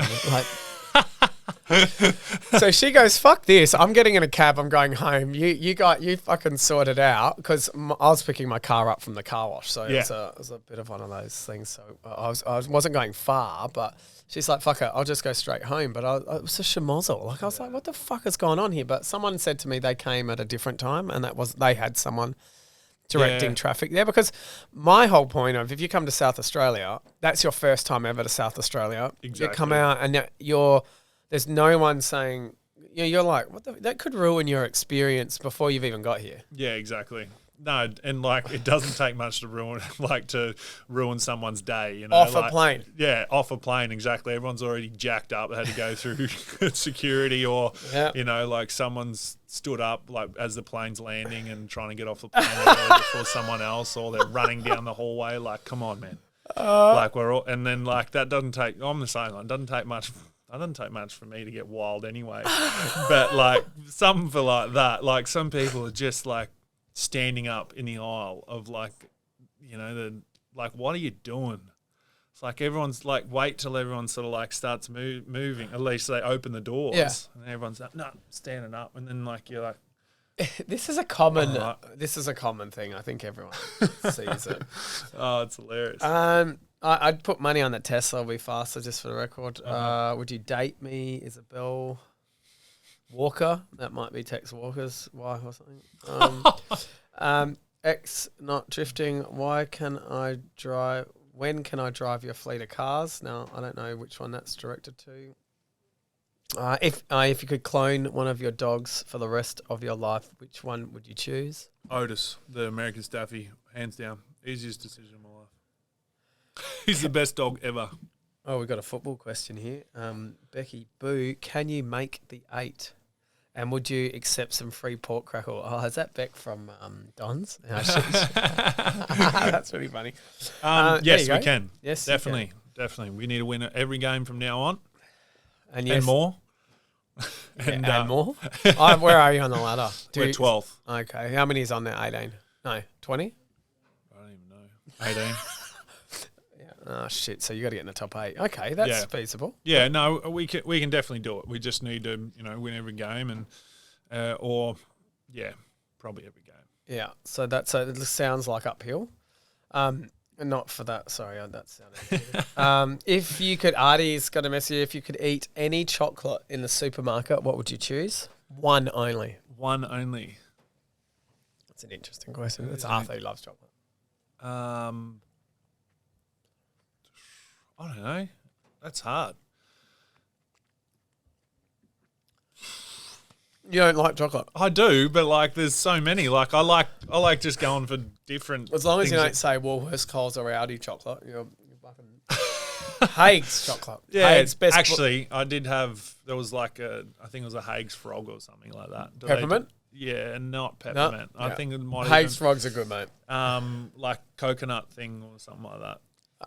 Maybe they do that, maybe they don't.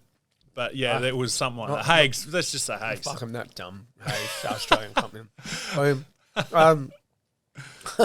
Who the fuck is this? Does anyone ever call you Big Dicks? Yes. Oh, that is fucking funny. What's it like playing with Xavier, Dersman, Connor, Ruzi, and training with Ollie Lord? I have no idea what that means. Is that someone giving a shit? No, they're 3-4 different boys. So Xavier Dersma, Yeah. Connor Rosie, Yeah. what was And the Ollie Lord? Ollie Lord. Yeah, so they're just three of the young boys. Okay. Yeah. No, it's cool. Yeah, it's good. They're both. Are you all like three a of them. boomer to them? Yeah, easily. Yeah, I'm the old soul, mate. I could imagine that. Do you learn any shit from these kids? Like, they come up with some interesting stuff. Oh yeah, they wear some interesting stuff. Yeah. They do interesting things. Like they're definitely different from like the way I grew up. I suppose that's the total difference. And they don't really do the gaming. Well, they're all the gamers. So do you play any game? Oh no, I played F1. Like the best thing is that everyone jumped on F1. Yeah. And then I ended up like having like a steering wheel and a play seat and all that sort of stuff. So we'd all play F1 online. And that was like the most fun gaming I've ever done because we didn't have any damage on. So when you'd start, everyone would sort of, if you're leading, if you qualified the best, you wouldn't want to be there because everyone from the back would just dive bomb and smoke you. And then everyone's like, screaming, who the was that? Like losing it.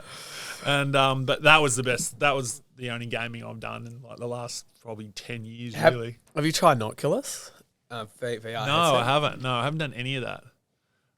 Wow. Is it good?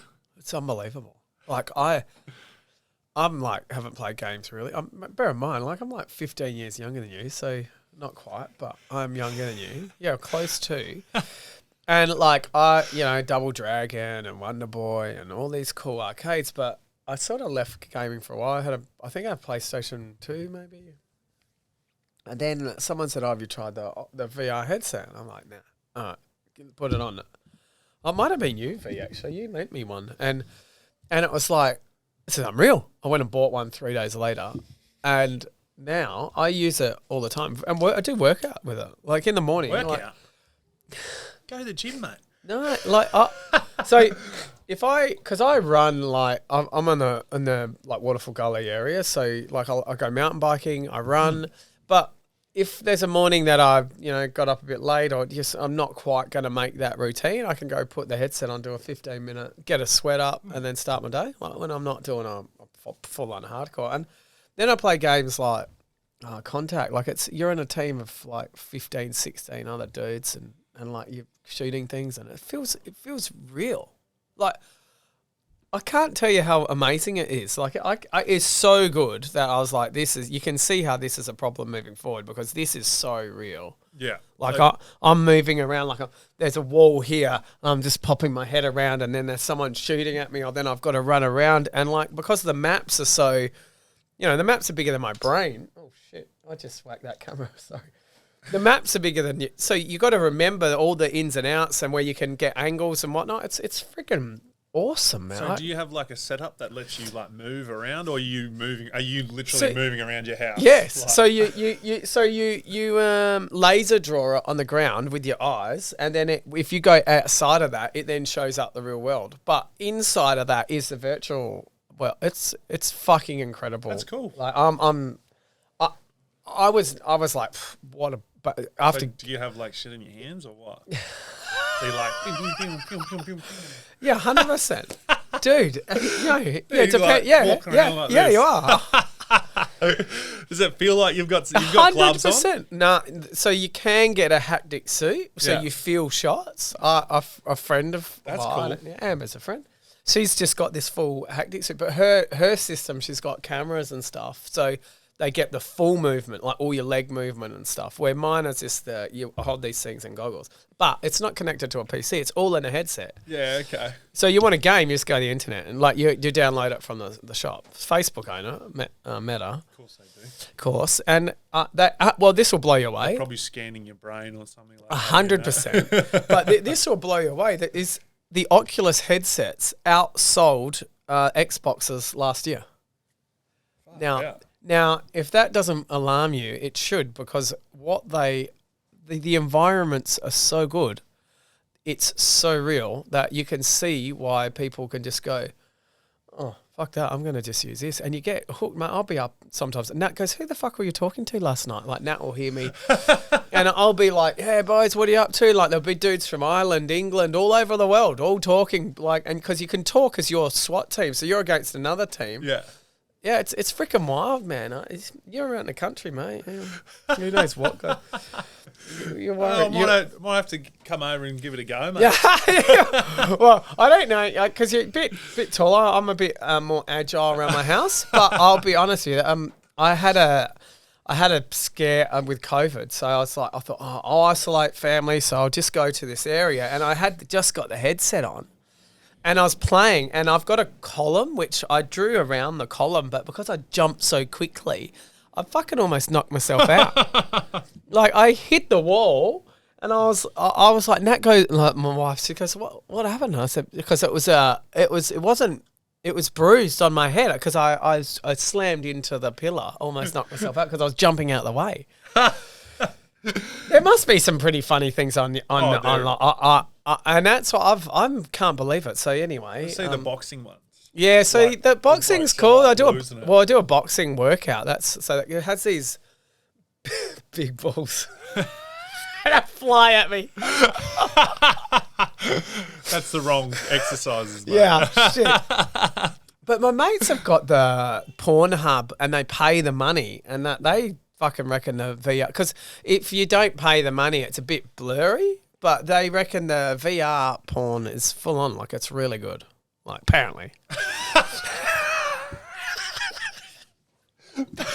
Apparently. All right, next question. Okay. Is living on a farm nice and peaceful? Also, do you have someone else to run the farm? Greenways Days. Not really a farm. It's only like 4 acres.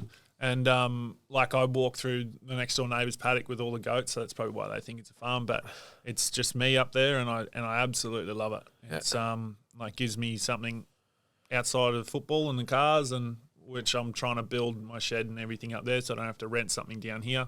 But I love it. It's over the weekend I just sort of spent the whole sort of, because we played Thursday, so I had Friday, Saturday, Sunday up there and got a fair bit done, and I love it. It's awesome. But I'd like to have more land. Yes. Are you looking for a hot single chick for that farm? Yeah, I think so. Yeah. I'd like to. I'd like to be able to start a family at some stage. Jesus Christ! All right, that would have scared quite a few. Farmer wants a wife. Pretty much. Throw me in the mix. No, it's definitely looking for someone. Oh, got to actually farm something to be on that show, I think. I don't reckon you do. ADZ2332, does Dicko keep any of his Guernseys or does he collect teammates' Guernseys? Do you? I have all my Guernseys, I'm pretty sure. I've given a couple away, but no, I do not collect anyone's Guernseys. I give most of my football stuff, I just give to my dad. And like say, I don't think I have too much, like other than jumpers. Like I have a heap of jumpers, so I'll just give that to Dad, because otherwise they'll just sit and do nothing. But like Dad loves having all that sort of stuff, and he'll keep it. He's like, I'll keep it for you, you know. Like, and like I got, when my couple of mates worked at Nike, like they put for my 100th game, they put on like 100 games on the side of the boot, and like my nickname at the club's Big Mick. Yeah. So he had Big Mick on the side of it as well, and so like I played one game in them and then gave them to Big Mick. Dad. Yeah. Now Mick. Yeah. So there's a story. Yeah. Well, like it's when I first came to the club, I used to get called Chaz. Yeah. And then that went to like Chaz Michaels, you know, of like Blades of Glory. Yeah. Like for some reason. Yeah. Chaz Michaels. So like, and then it just like went to Michael, like it just evolved over Michaels. And yeah, so like Michaels, and then it went to Mick, and then it just went to Big Mick, and that's been my nickname for a few years now. So Big Mick. That's it. Isn't it fucking funny how I know, like, and yeah, I've had, like you said, do I get called Big Dicks? Yeah. Like my brother was Big Dick, you know, like, and then they used to call me Little Dick, all his friends, you know, like that was just the way it was at school. And then like my brother had these nicknames called like Cheese, like, so like Dick Cheese, and then they called him, one of his main nicknames was Cheezel. They used to just call him Cheezel. Like, so there was like, I mean, you could have a field day with my name. So clearly people do. So Russell Lukey, it must be a Suns player, no? What's your funniest Suns teammate? Is that him calling? What was his name? Russell Luke? It'd be Luke Russell, yes. What a funny bastard! Exactly. He's one of the funniest humans. I live with him a little bit on the Gold Coast, and some of the shit he used to come up with, he's a very good mate of mine, and funny man. Clearly. Okay, so we've come to the end. Yep. But we have some hard hitting questions. Okay. These ones here really blow people's minds. Mm-hmm. So if you weren't doing what you're doing now, money was not an option, what would you be doing? Money not an option? Yeah. Anything. Anything. Like Formula One driver, the tallest Formula One driver on the planet. No. What would it be doing? I think, I'd love to, be in a professional sort of place still, I think. And I think, to be able to be a Formula One driver would be absolutely amazing, definitely. But I'd also like to, if money was an option, I'd love to just travel around, build cars and race them. Like, would it be track, drift, whatever, drag race, anything, and I was even looking at like these big camp event, like big toter homes, things that just like you could live in and then tow all your cars around.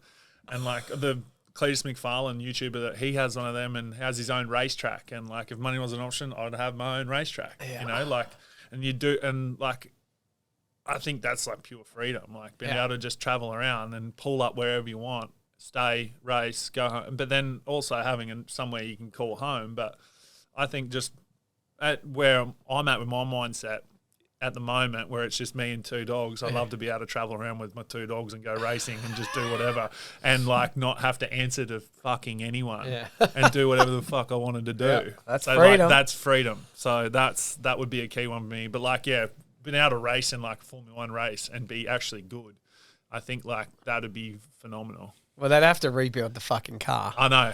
Mine would be a little bit longer. Or like the nose, my feet would end up, like pedals are a little bit further back. Where like they say they sort of like kind of laying down where I'm probably actually laying down, you know? Yeah, they're like full laying down. Yeah. That's okay. What do you wish you'd known now what do you wish you'd known when you first started out? And what would be your advice to a Charlie Dixon wannabe at the age of 16 or something like that?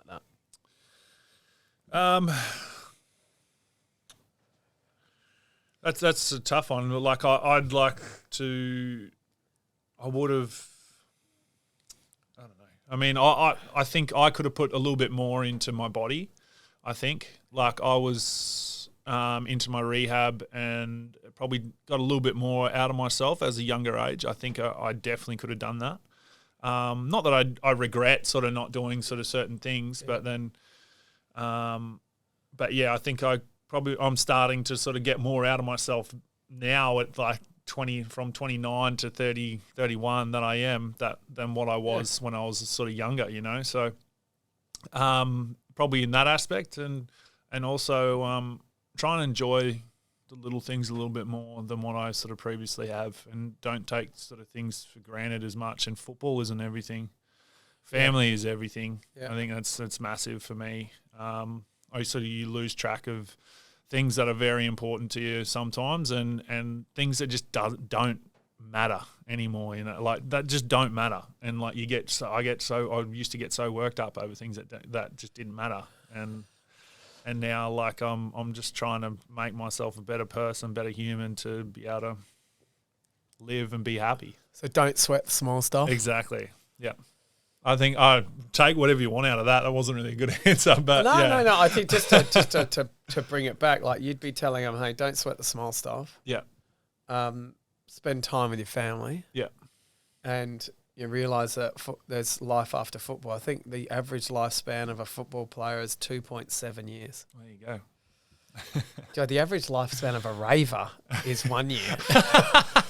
Fucking hell. Like a football player, not much better. Jesus Christ, 2.9 years. Okay. That's cool. There's no right or wrong. So these are yours. So if there was one thing that you could do that would have an impact on the world, what would it be? Bloody hell. Like Lewis Hamilton's one thing was he stopped flying in his jet as much. Yeah, that makes sense. That's going to do it. Oh, God. Yeah, I've had a whole lot of stuff here. We've had anything from world peace to someone just worried about not driving an electric car. So, I don't know. That's a hard one because there's a lot of messed up shit going on in the world. I mean, what could have an impact? That's the thing is like what could have an impact, you know? Amber, which is she's a Twitch streamer. Yeah. Her answer was she's giving animals the rights to their bodies. So we've had a lot of different ones. Don't want to cast your... Oh, I don't know. Like, that's something, I suppose, like, I've never ever thought about, like, what could I do to make the world a better place? Well, I think you're inspiring people, you know, without you even realising it. So you're doing that. Yeah. Like, what would be one, you know, you maybe could I'm not going to watch. The more I say, the worse it gets, because I'm just thinking of the most outlandish things. Anything in the mental health space? Yeah, I mean, I suppose like you could take away. Mate, this has fucking stumped you. It has, hasn't it? Yeah, I reckon mine. you take away. Get rid of social media. Yeah, get rid of social media, and then also probably gun control in the United States. Yeah, I mean, the gun That's control. like good luck to anyone trying to do that because. Did you see my last, in case you missed it? No. So that shooting in Texas, which was 3 weeks ago, there's been 38 shootings since. I know. Like I hear there's like they don't report on it unless it's over 4. Yeah, correct. Yeah, right. There's a mass shooting part. There's a mass shooting website. It's crazy. Yeah, so it's like. No, it's not considered mass. It's not the guns, mate. They're doing it, all right. So gun that's lobby one has thing. a lot There you to go. answer. All right, done. Now, if you're stumped on then, you're going to be fucked by this one. Oh, Christ. So if you died Yeah. and came back as a board game, what board game would best describe your life? Snakes and ladders. Okay. Now, that was a very quick answer. We have had snakes and ladders before, but what is your reasoning behind that? I suppose it's like you've got your ups and downs, I suppose. Yep, 100%. That's probably the most easiest way I can put it. All right. Describe my life. And so I was going to say, I don't particularly like snakes. Do you see many snakes on your property? I've seen one. What was it? It was a brown. Yeah. It was maybe a metre. Yeah. I was right. I just jumped on my bike and I hadn't been in the place that long. I just jumped on my bike and I was riding off and I just saw this like brown thing. He wasn't that big. And I was like, oh shit, that's a snake. And then I've jumped off the bike and I've gone to try and find something to try and belt it and chased it into the bush with an old curtain railing. And I'm like whacking the grass. Yeah. And then I realised I'd chase a snake into grass that was over hip height. And I was just like, shit. And then threw the thing down and ran out of there. Yeah. And but I put snake deterrers around my house. And you reckon that works? And then I put one out where I saw a snake and I hadn't seen one yet. Okay. So that was it. Yeah, I'm quite surprised no one's ever said Skate Electrics as a board game, or playing a game. But okay, so that brings us to the end. But your YouTube channel, yes, Drivin With Dxion. Yep. It's So you're on YouTube. Does that you've got yourself on Instagram, but yes. you don't have? I have a Drivin With Dxion Instagram as well. Do you? Drivin With Dxion Instagram. Oh, yeah, you do too. And Charlie Dixon Instagram as well, and then same with Facebook and YouTube channel. Facebook and YouTube. Yep. So it's all on there. I sort of got a segment that I'm hopefully trying to get you onto. Yeah. Called Chuck's Garage. We'll try to get a couple cars down there of yours for sure. I'm excited. I try to hide behind the cars, but you want to pick what car would you want to bring? The LFA. Because there's a really good story behind that car, so I'm happy to talk. Well, don't tell me now. We've got to wait. The LFA, definitely. I drive past that every day to go home, and I'm like, and I like regardless if it I see it every day, twice a day. I'll see it. I'll look at it twice a day because it's just that car is just pure. And then your Skyline. Okay, all right, done. One. So I'll as a promise, I'll definitely do that. And in all jokes aside, we'll put all those links so people can see them. And if they've made it to this long, thank you very much. But thanks for coming on. We talked a bit about football. I tried to go into cars and the other things that you're so loving as well. Yep. Yeah, I'm unfortunately not. Well, no, fortunately, I'm not the biggest footy fan. No, that's good, mate. Neither am I. It's well, for someone that wants to win Bathurst, I think it's so cool. And some of the insights you've given us, and how you said you've dealt with things and not been afraid to own up to it. And I think it's out there for everybody, whether it's addiction or issues with what's going on in your life and just dealing with it and not being afraid to. I think that is the whole battle. Yeah, and you're definitely not alone. And I think there's many people that can get some awesome information out from that as well. So Thank you very much for coming on board. Thank you. No, thank you for having me, mate. I've had a blast. Sweet. Thank you. Sweet.